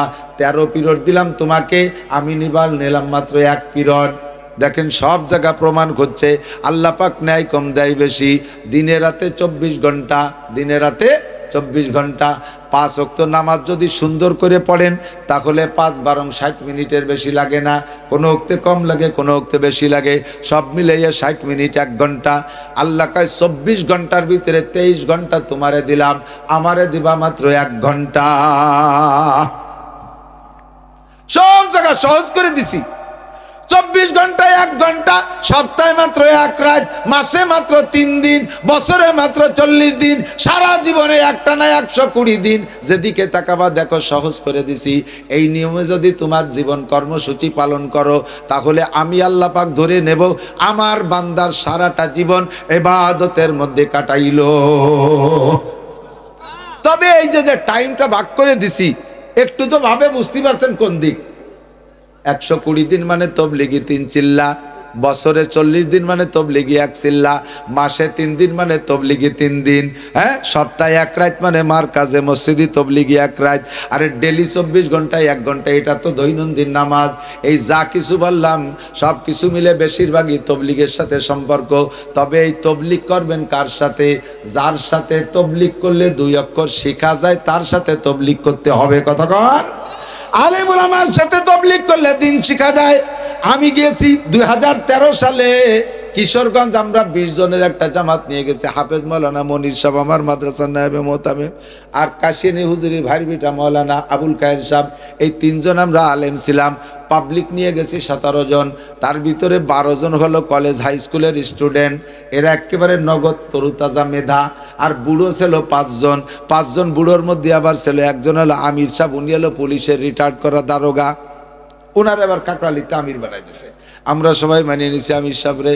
এবার তবলিগি কিশোরগঞ্জ যাইয়া আমরা 3 হুজুর চিন্তা করলাম, তবলিগের ভিতরে কাজ চলে বেশিরভাগ ফাজাইলে আমালা, তবলিগে নিসাব পড়াপড়ি বেশি চলে। আমরা তো জানি উলামায়ে কিরাম ফাজাইলে আমালা তবলিগি নিসাব কি। বললাম এই ফাজাইলে আমালার তবলিগি নিসাব সারা জীবনেও যদি 1 লাইন না পড়েন, খোদার কসম কিয়ামতের ময়দানে আপনাকে 1 সেকেন্ড আল্লাহ কোনো জায়গা আটকাবে না, কোন জায়গা ধরবে না। ফাজাইলে আমাল পড়ছো, তবলিগি নিসাব পড়ছো, কোথাও যদি জিজ্ঞেস করে আমারে ডাক দিয়েন। তবে কিয়ামতের ময়দানে নামাজ ছাড়া 1 চাচাও পার হইতে পারবে। আর নামাজ ভাঙ্গার কারণ 19টা, তার ভিতরে 1 নম্বর নামাজে কিরাত গলত পড়া। কতক্ষণ বছরের পর বছর চিল্লে দেয়, অথচ কোরআন শরীফ পড়তে পারে না। এখন আমরা 3 জনের সিদ্ধান্ত নিলাম, এই মূর্খ কয়জনরা আমরা কোরআন শরীফ পড়ায় নেব। আমির সাহেবের সাথে আলাপ করলাম। আমির সাহেব ওই দারোগা সাহেব, ওনারে কইলাম ভাই আমরা একটু কোরআন শরীফ পড়া শিখাই নেই, 1 চিল্লের মধ্যে যাদ্দুর পারি। আমির সাহেব কই না না না না, তবলিগে কোরআন শরীফ পড়া পড়ি নাই। আমি কইলাম তা কি গীতা পড়তে হবে নাকি? তবলিগে কোরআন শরীফ না, তা গীতা বাইবেল পড়বো? কয় না এখানে ফাজাইলে আমার তবলিগি নিসাব। আমি বলি ফারদার কথা বলবেন না। যেই তবলিগের ভিতরে কোরআন শিক্ষা নাই, ওই তবলিগে আমি লাথি মারি, ওই তবলিগের কাছে আমি যাব না। কথা বলেন না কেন? যেই তবলিগে কোরআন শিক্ষা নাই, সে আবার কিসের সাথে তবলিগ রে? 2.5-3 ঘন্টা ফাজাইলে আমার তবলিগি নিসাব, আর মাত্র 10 মিনিট 15 মিনিট আলহামদুলিল্লাহ মস্ক। এখন উনি ভর্তি দেবে না কোনোভাবেই। যখন আমরা সিদ্ধান্ত নিয়েছি, খাতাপত্র সিলেট টিলেট কিনে নিয়েছি, আমি কোরআন শরীফ পড়াবই। উনি এবার ওই পাকুন্দে থানার তবলিগের যত সাথী আছে তাদের সাথে প্যাক করে তাকে রেখে নিয়েছে। হুজুর আপনি নতুন কিছু আবিষ্কার করেন না, এই কোরআন পড়াপড়ি এর মধ্যে নাই। আমি বললাম যে তাহলে চলে যাচ্ছি, আমি এই কয়জনরে নিয়ে আলাদা এক জায়গা তাবুটা নাই বসে কোরআন শরীফ পড়া, আমি তবলিগ করবো না। যে আপনারা হুজুর রাই বাংলা বাদাইছেন। এরপরে দেখলাম যে ওকে সাথে যুদ্ধ করে পারি ওঠা কঠিন, সব ওই দলে। আমি তো কোরআন শরীফ পড়াবো, আমার সাথীরাও পড়বে। আমি কাকরাইল ফোন দিছি, এই যে আমাদের কোটালীপাড়ার আমির হোসেন ভাই কাকরাইল থাকে, আব্দুল্লাহ মিয়ার ভাগ্নে। আমি আমির ভাইরে ফোন দিলাম, ভাই তবলিগি বলে কোরআন শরীফ পড়াপড়ি নাই, তো কি ভর্তি হবে? নেই কয় যে কিরা কইছে কোরআন শরীফ পড়ে? আমি কই যে আমির সাহেব করছে, এই যে ও সোনারে পাঠাই দেন কাকরাইল, ওরে রাখেন না। শেষে টিকতে পারে নাই। কেন ভর্তি দেবে না পরে বুঝছি, আসে নাই ও তো। উনি আবার মাহফিল থেকে মানে তবলিগিতে আসার পরে আমারে নিয়ে মোটর সাইকেল চালাবে, আমার ড্রাইভার পস করে বেড়ায়, উনি হলো ড্রাইভার, গাড়ি চালায়। ওখানে যে আমার আমির রয়েছে, আমি সব আমার কোরআন শরীফ পড়াতে দেবে না। পরে পড়ানো যখন শুরু করছি তখন দেখি যে উনি নিজেই পারে না। এত বড় আমির সাহেব, হুজুর গে আমির, সে যদি কোরআন শরীফ পড়তে না পারে এই ধরা পড়ি যাবে না, এই লজ্জা তো না, না না না কোরআন শরীফ পড়াপড়ি নাই। আমি তিনজনে ভাগ করে এই পাবলিক যুবকদেরকে নিয়ে আর বুলোকে ভাগ করে নিয়ে 38 দিন ছিলাম, 38 দিন পড়াইছি ওদেরকে। আলিফবা থেকে নিয়ে কোরআন শরীফ পড়া শিখাইয়া মাত্র 3 দিনই কোরআন শরীফ পড়া শিখাই ফেলাইছি। বেরেন ভালো তো স্কুল কলেজের ছাত্র, কাঁচা বেরেন। 38 দিনে 8 পারা সবক পড়াইয়া বাড়ি আনছি। বলবেন না সুবহানাল্লাহ? কাকরাইল আসলে কারগুজারি শোনে, কাকরাইল আসলে কারগুজারি শোনে এই জামাতে আপনাদের কি কি হয়েছে। তা আমরা বললাম যে হুজুর আমরা এই একটা কাম করছি, এটা কাম না কাম তা জানি না। এই 12 জন রে কোরআন শরীফ পড়া শিখাইয়া 8 পারা সবক পড়াই আনছি। আর এই বুড়ো কাটা হতে একেবারে বিলে আঠাইলে মাটি শুয়ে গেলি যায়, ওর মধ্যে কিচ্ছু ঢোয়ে না, পারি নে মোটে। তারপরও অক্ষর শিয়াইয়া জের জবর বের জজম তাজ দিয়ে ছিঁয়ে ফেলাইছিলাম। আর এক চিল্লে থাকতে পারলে ও কাটারও মুসলমান বানায় বাড়ি আনতে পারতাম। উলামায়ে কিরামের সাথে গেলে কোরআন শিক্ষা করা যায়, শরীয়তের সব বিধান জানা যায়। কথা বলেন ঠিক কি ঠিক না? দেখি কয়জন মূর্খ বসে বসে তবলিগ করে, একে অপরের তবলিগে মস্ক করাচ্ছে। আমি নিজে কানে শুনছি, ইয়্যাকা না'বুদু ওয়া ইয়্যাকা নাস্তাঈন, এই না সূরা ফাতিহা যে পড়াচ্ছে, সে পড়াচ্ছে ইয়্যাকা না'বুদু ওয়া ইয়্যাকা নাস্তাঈন, ইয়্যাকা না'বুদু ওয়া ইয়্যাকা নাস্তাঈন। আরো খুব উনি কয় যে না, আমি তো শুনছি হুজুর কইতে ইয়্যাকা না'বুদু, যারে পড়াচ্ছে সে ভালোই রে, কার পড়ানোওয়ালা ওই কয়। কয় মূর্খ যদি একসাথে যায় তাহলে পিকনিক খাওয়া ছাড়া কোনো উপায় নাই। কথা বলেন ঠিক ঠিক না? আল্লাহর কোরআন শুদ্ধ করে পড়া শেখা যায়। আলেমদের সাথে তবলিগি যাবেন। তবলিগির সিস্টেমটা হলো আল্লাহ পাক নবী পাককে শিক্ষা দিয়েছে, উদু ইলা সাবিলি রাব্বিকা বিল হিকমাতি ওয়াল মাউইজাতিল হাসানা। হিকমত আর কৌশল করে মিষ্টি মিষ্টি ওয়াজ দিয়ে ডাকো। তবলিগের মধ্যে মারামারি নাই, তবলিগের মধ্যে দাঙ্গা হাঙ্গামা নাই, তবলিগের মধ্যে গ্যাঞ্জাম নাই, কুবাকুবি খুনোখুনি নাই। যখন তবলিগের ভিতরে যেই দল এই গ্যাঞ্জাম করবে আমরা ওই তবলিগের সাথী না।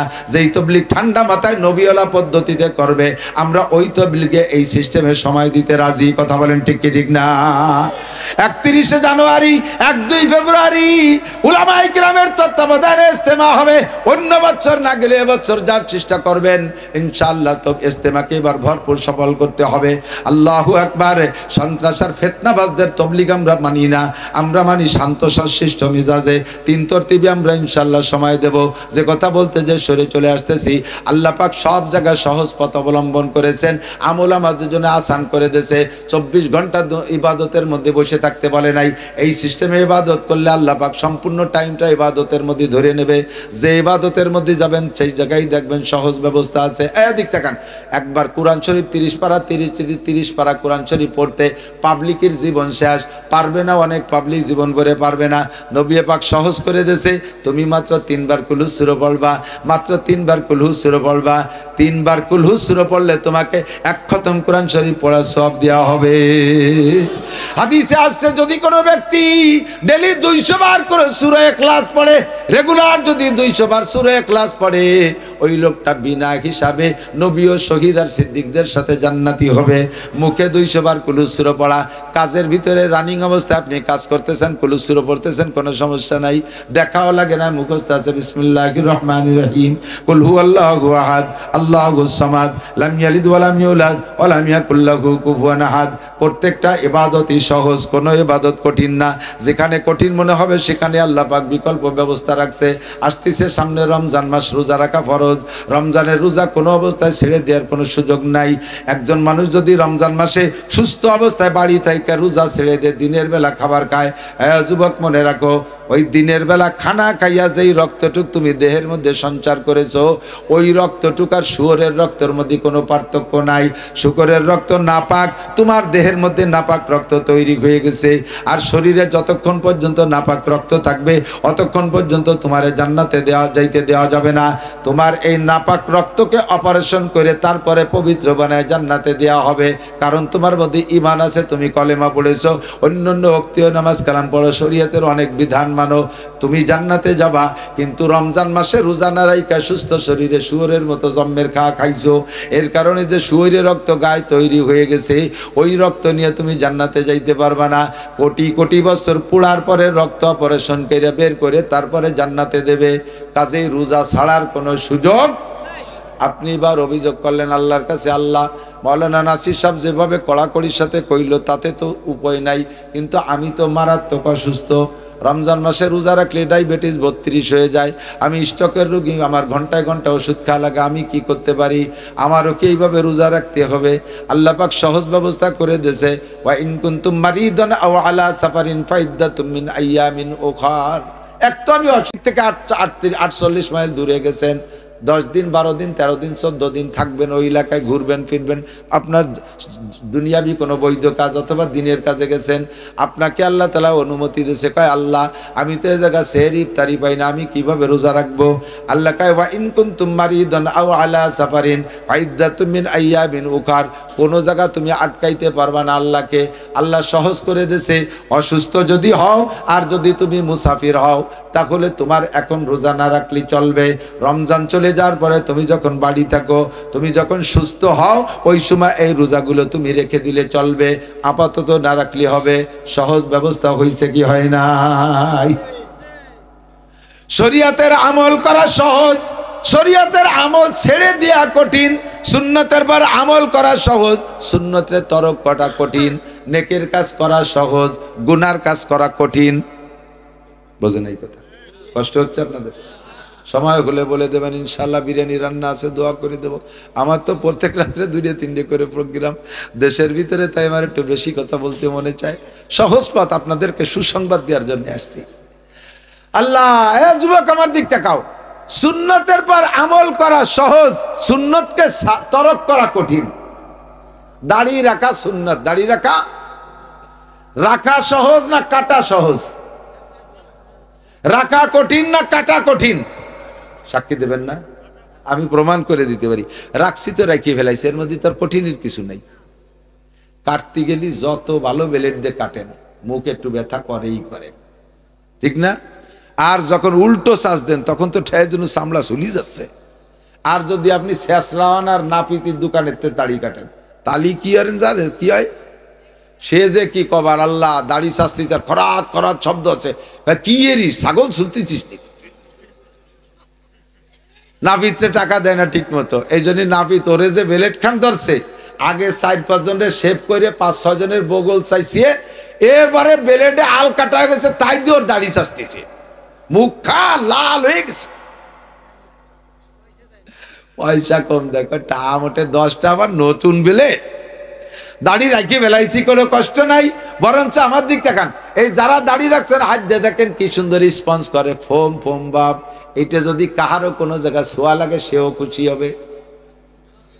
কোথায় ছোঁয়া লাগবে তা করছি না, যার যে জায়গায় ছোঁয়া লাগবে দেখবেন সে খুশি হবে, নরম ফোম। আর দাড়ি কাটার পরে একদিন পরে একটু একটু আগা বের হয়, ওই আগাওয়ালা দাড়ি দিয়ে যে জায়গা ঘষা দেবেন তার সাল চামড়া ছুলিয়ে যাবে সিরিজ কাগজ দিয়ে ডলার মতো। কথা কন? ছোট বাচ্চারে চুমো দিতে যাবেন, তারও মুখে ডলা লাগছে, সে বাম হাতে থাপ্পা দেয়, কাব্য মুখ ছড়াও। সুন্নতের আমলের মধ্যে শান্তি, সুন্নত তরকের মধ্যে শান্তি। সুন্নতের আমল করতে সহজ, সুন্নতের তরক করতে কঠিন, ঠিক কি ঠিক না? দাড়ি রেখে 2 ভাই, একবার বয়স 50, এ ভাই দাড়ি কাটিয়ে একেবারে ক্লিন শেপ সুন্দর করে প্যান্ট ইনটিন করে পয়সা করি কামাই আছে বলো, স্বাস্থ্য শরীর ভালো, একেবারে যুবকের মতো দেখা যাচ্ছে। ছোট ভাই মৌলানা 25 বছর বয়স, বড় ভাইয়ের বয়স 50, ছোট ভাইয়ের বয়স 25, এরকম পার্থক্যের বয়স আছে না নাই? আমার বড় বোনির বড় ছেলে আর আমি এক বয়সী। দুই ভাই এরকম বয়সের পার্থক্য, ছোট ভাই আলেম দাড়ি রাইখা একেবারে মুখে এরকম মুরব্বী বানায় ফেলাইছে। দুই ভাই একসাথে গোপালগঞ্জ দোকানে যাবেন, যে কোনো দোকানে, কাপড়ের দোকানে যদি ভিড় থাকে দেখবেন দোকানদার কার সাথে কি আচরণ করে। বড় ভাই তো ইন করা দাড়ি চাচা, ওরে যুবক দেখা যাচ্ছে, বড় ভাইরে কয় এই ছোটরা নামি দাঁড়াও, এই ছেলে নামি দাঁড়াও। ছোট ভাইরে কয় চাচা আপনি চেয়ারে বসেন। ছোট ভাইরে চাচা করে চেয়ারে বসায়, বড় ভাইরে ইয়াং করে খোকা বলে নামাইয়া দেয়। এর চেয়ে বড় আর অপমানি কি থাকে? ছোট ভাই লজ্জায় কি কবে কইতেও পারে না। ও কয় না না মেভাই বসেন, মেভাই বসেন। উন্ডা দোকানদার ভাই মেভাই করে ছোট ছোটকে সরাই দেন। তাহলে দাড়ির মধ্যে সম্মান না দাড়ি কাটার মধ্যে সম্মান? কাটার মধ্যে সম্মান না রাখার মধ্যে সম্মান? আর যত সুন্নত আছে সব সুন্নত গুলো ইমানের বেড়া। যত সুন্নত আছে সব সুন্নত ইমানের বেড়া। আপনি যখন সুন্নতের পাবন্দি করবেন তখন দেখবেন আপনার ইমান মজবুত হবে, অনেক গুনাহ থেকে বাঁচতে সহজ হবে। দাড়ি কাটা অবস্থায় যা করা যায় দাড়ি রাখা অবস্থায় তা করা যায় না। কথা কোন ঠিক কি ঠিক না? দাড়ির একটা লজ্জা আছে, দাড়ির একটা বাধা আছে। আরে দাড়ি রাইখা মুখে কিভাবে আমি মিথ্যে কথা কব? মুখে দাড়ি রাইখা কিভাবে গালি দেব? এত বড় দাড়ি নিয়ে পরের মেয়ের দিকে কিভাবে তাকাবো? দাড়ি আপনার চোখরে কন্ট্রোল করবে, দাড়ি আপনার জবানরে কন্ট্রোল করবে। দাড়ি রেখে কিভাবে গান শুনতে যাব? দাড়িতে আপনার কানরে কন্ট্রোল করবে। পরের মেয়ের গায়ে হাত দেবে, দাড়িয়ে রাখা অবস্থা। আরে দাড়ি রেখে কিভাবে জায়গায় হাত দেব? লজ্জায় আপনার দাড়িতে আপনার হাতরে কন্ট্রোল করবে। দাড়ি রাখা অবস্থায় সিনেমা হলে যাবেন, দাড়িতে বলবে আরে এত বড় দাড়ি রেখে কিভাবে সিনেমা হলে যাই? দাড়িতে আপনারে পারে হেফাজত করবে, দাড়িতে আপনার চাকারে কন্ট্রোল করবে। দাড়ির সুন্নতের কারণে অনেক গুনাহ থেকে বাঁচতে পারবেন। সাথে যদি মাথায় টুপি থাকে তাহলে আরো বাঁচা যায়। কথা কোন ঠিক ঠিক না? এর সাথে যদি জুব্বা জামা পরা থাকে সুন্নতি পোশাক, আরো গুনাহ থেকে বাঁচা যায়, আরো গুনাহ থেকে বাঁচা যায়। শরীয়তে সুন্নতের যত আমল আছে সুন্নত গুলো হলো ইমানের বেড়া। এবার আসেন আর একটু কই, তবে বেড়ার একটা মাপ আছে। কথা কয় না? খেতে ফসল বুনইছেন, 3 প্রকারের বেড়ায় 3 প্রকারের প্রাণীর ক্ষতির থেকে ঠেকায়। যদি বেড়া হাঁটু সমান দেন, এই হাঁটু সমান দেন, তাহলে ওই মুরগি টুরগিতে যাইয়ে যে ক্ষতি করত তাও করতে পারবে। হাঁটু সমান যদি নিচের দিক থেকে এই বেড়া টপকায় যে মুরগিতে যায় ধান পান বীজ বেসন যা ফেলাইছেন তা খুঁটিয়ে খেয়ে ফেলাই দিতে পারে। যদি বেড়া আর একটু উপর পর্যন্ত রান পর্যন্ত দেন তাহলে মুরগি যাতে পারবে না, তবে ছাগলে যাইয়ে খেয়ে ফেলতে পারে। ঠিক না? বেড়া যদি এবার মাজা সমান দেন তাহলে ছাগল ঠেকতে পারে, কিন্তু গরুতি মুখ দিয়ে খাবে।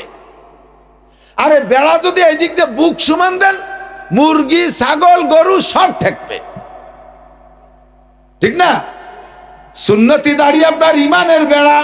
এই দাড়ি যদি একটুক একটুক রাখেন তাহলে ওর মধ্যে মুরগি ঢুয়ে যাবে, শয়তান মুরগি। যদি আর একটু বড় রাখেন তাহলে ওর মধ্যে ছাগল শয়তান ঢুয়ে যাবে।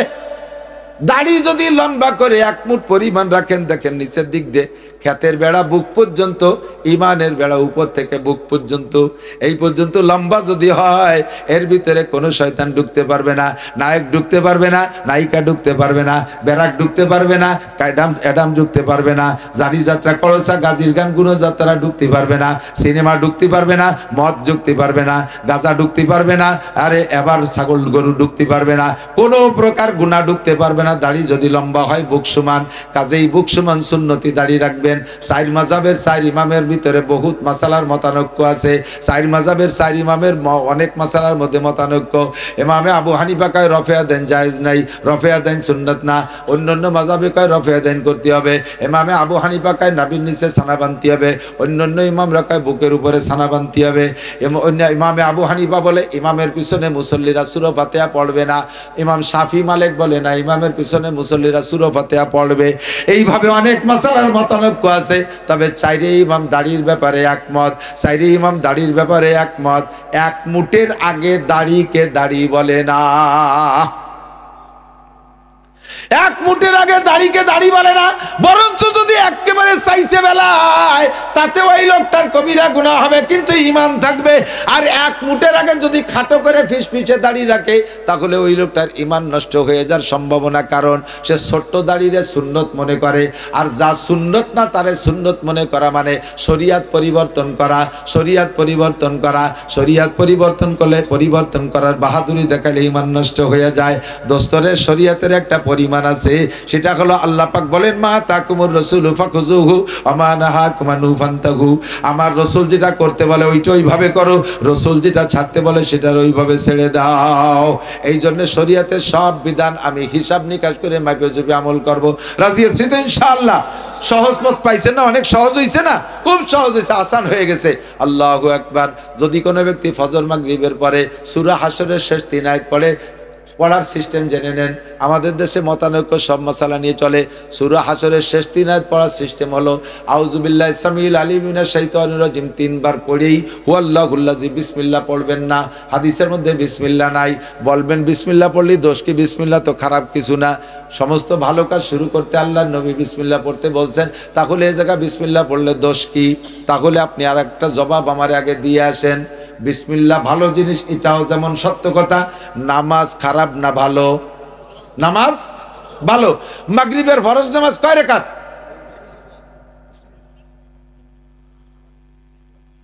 মাগরিবের ফরজ নামাজ 3 রাকাত। এখন আজকে সময় আছে, আপনি ভালো হাফেজ, ঝামেলা টামেলা নাই, চিন্তা করলেন যে বাংটা জীবন ভরে 3 রাকাত পড়লাম, আজকে 4 রাকাত পড়ে দিই। 14 রাকাত।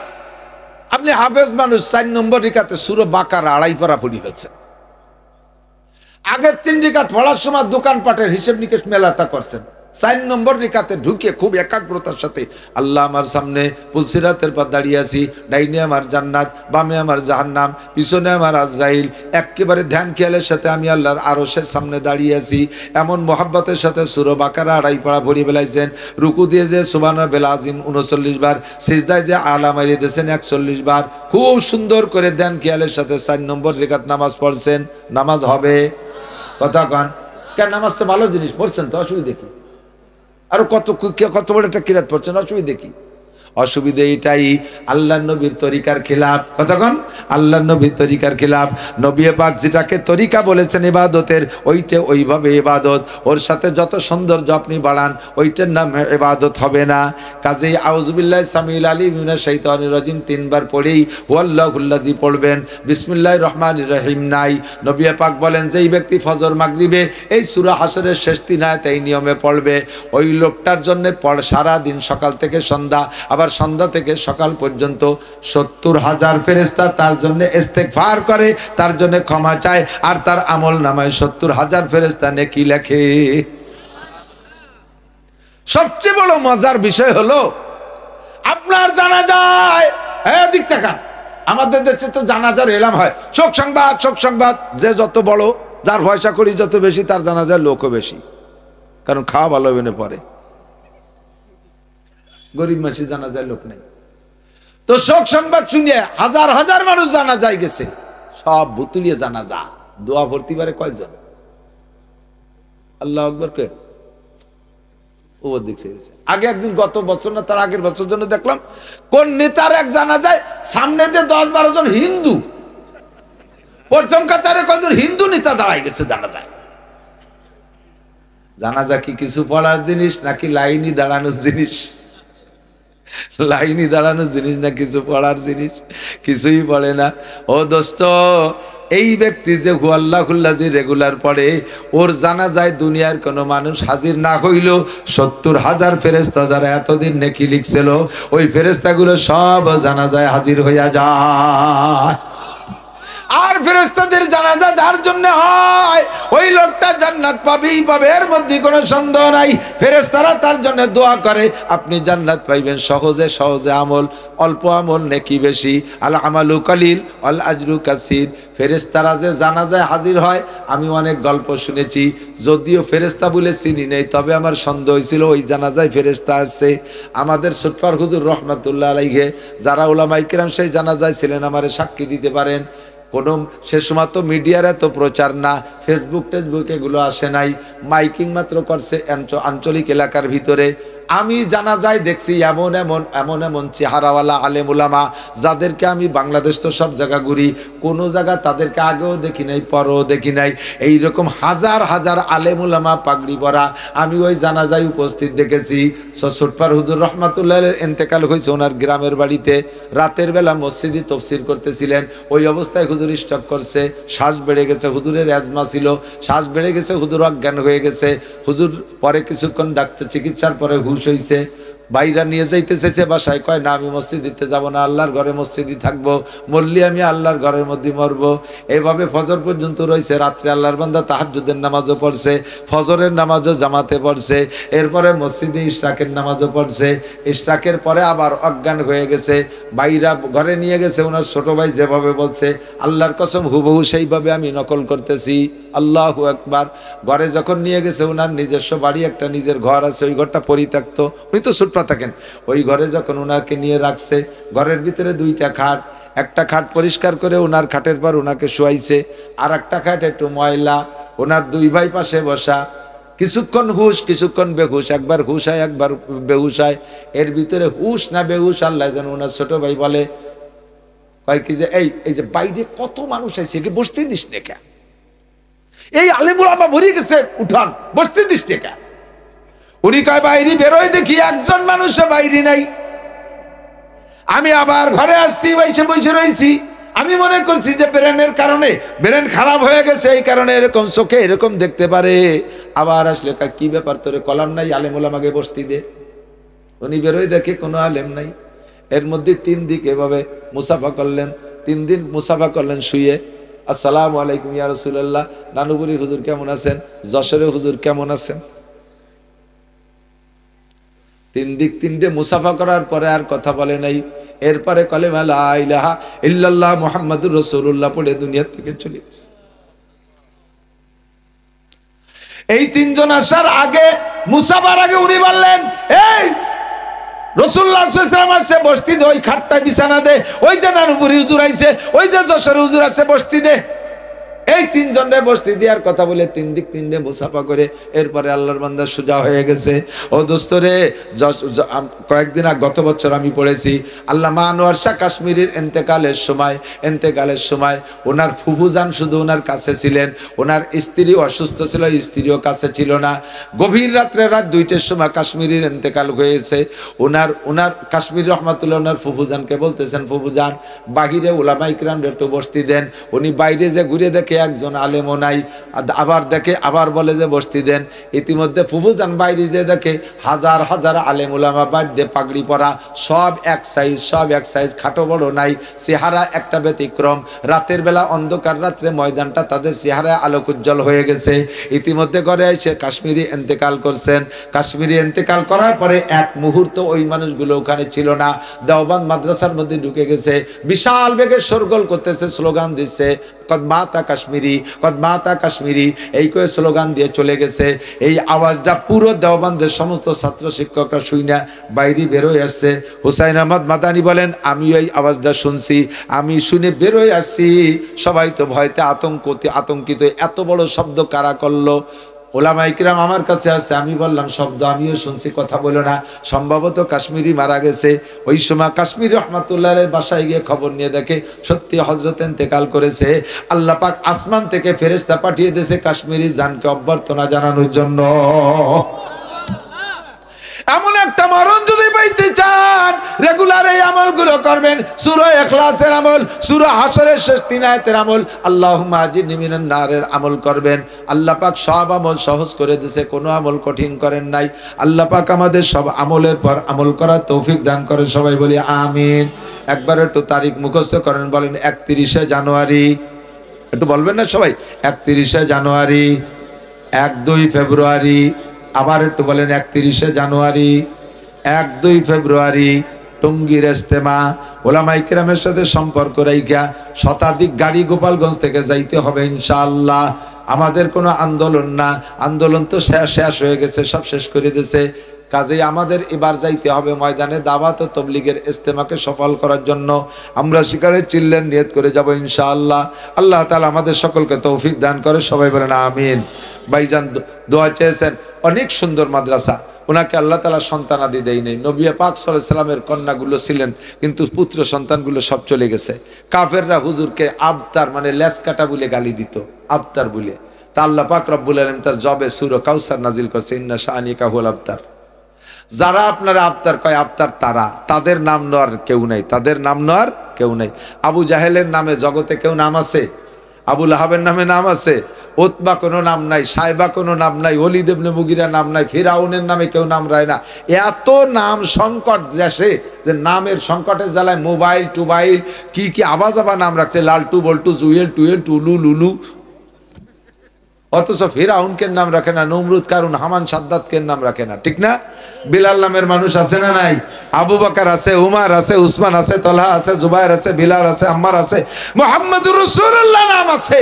ও দোস্ত, লক্ষ লক্ষ কোটি কোটি 200 কোটির উপরে মুহাম্মদুর রাসূলুল্লাহর রূহানি সন্তান, ভাইজানের সন্তান নেই। উনি মাদ্রাসা করেছে। এই মাদ্রাসা যত ছাত্র হবে কিয়ামত পর্যন্ত এর নেকিরা পড়বে, আর উনি কবরে বসে পাবে সাদকায়ে জারিয়া। সবচাইতে বড় ভালো কাজ করেছে। উনার অর্থ সম্পদের আল্লাহ কাজে লাগানোর তৌফিক দান করুন। এ মাদ্রাসা থেকে ফারেগিন ছাত্রদেরকে হক্কানি হাফেজ আলেম বা আমল বানায় দিক, সবাই বলি আমিন। আমাদের নিজেদেরকেও বড় হলে তার পাশে আমরা থাকব, সহযোগিতা করব, তার কথায় কাজে প্রশংসা করব, তাহলে কাজের প্রতি উৎসাহিত হয়, উৎসাহ বাড়ে, তার আগ্রহ আরও বাড়ে। তাকে আমরা সহযোগিতা করব আর মাদ্রাসার পাশে থাকব। আমাদের সন্তানদেরকে হক্কানি আলেম বা আমল বানাবো। ছাত্ররা যারা আছো তারা ভালো করে পড়ো। সদর সাহেব চলে গেছে, সুটপারুজু চলে গেছে, আব্দুল ওহাব সাহেব চলে গেছে, একের পর এক চলে যাচ্ছে। আমরাও বুড়ো হয়ে গেছি, কখন চলে যাব বলা যায় না। স্টেজ যেন খালি না হয়ে যায়। আমাদের গোপালগঞ্জে যেন সুযোগ্য সন্তান তৈরি হয়, যারা সারাটা বাংলাদেশকে চমকাইতে পারে, সারা দুনিয়ায় যাদের আওয়াজ পৌঁছে যায়। আল্লাহর কাছে আপনারাও দোয়া করবেন, ছাত্ররা সেভাবে প্রস্তুতি নাও, সবাই বলে আমিন। আমরা দুরূদ শরীফ পড়ি, আল্লাহুম্মা সাল্লি আলা ভাইজান। জি জি ভাইজান, মাইক মাইক। আল্লাহুম্মা সাল্লি আলা মুহাম্মদ। বিসমিল্লাহির রহমানির রহিম। উপস্থিত মুসল্লিদের, আমি এখন আপনাদের কাছে একটা শোক প্রস্তাব দিচ্ছি। আমার ফ্যামিলির একজন সদস্য একটু আগে ইন্তেকাল করেছে।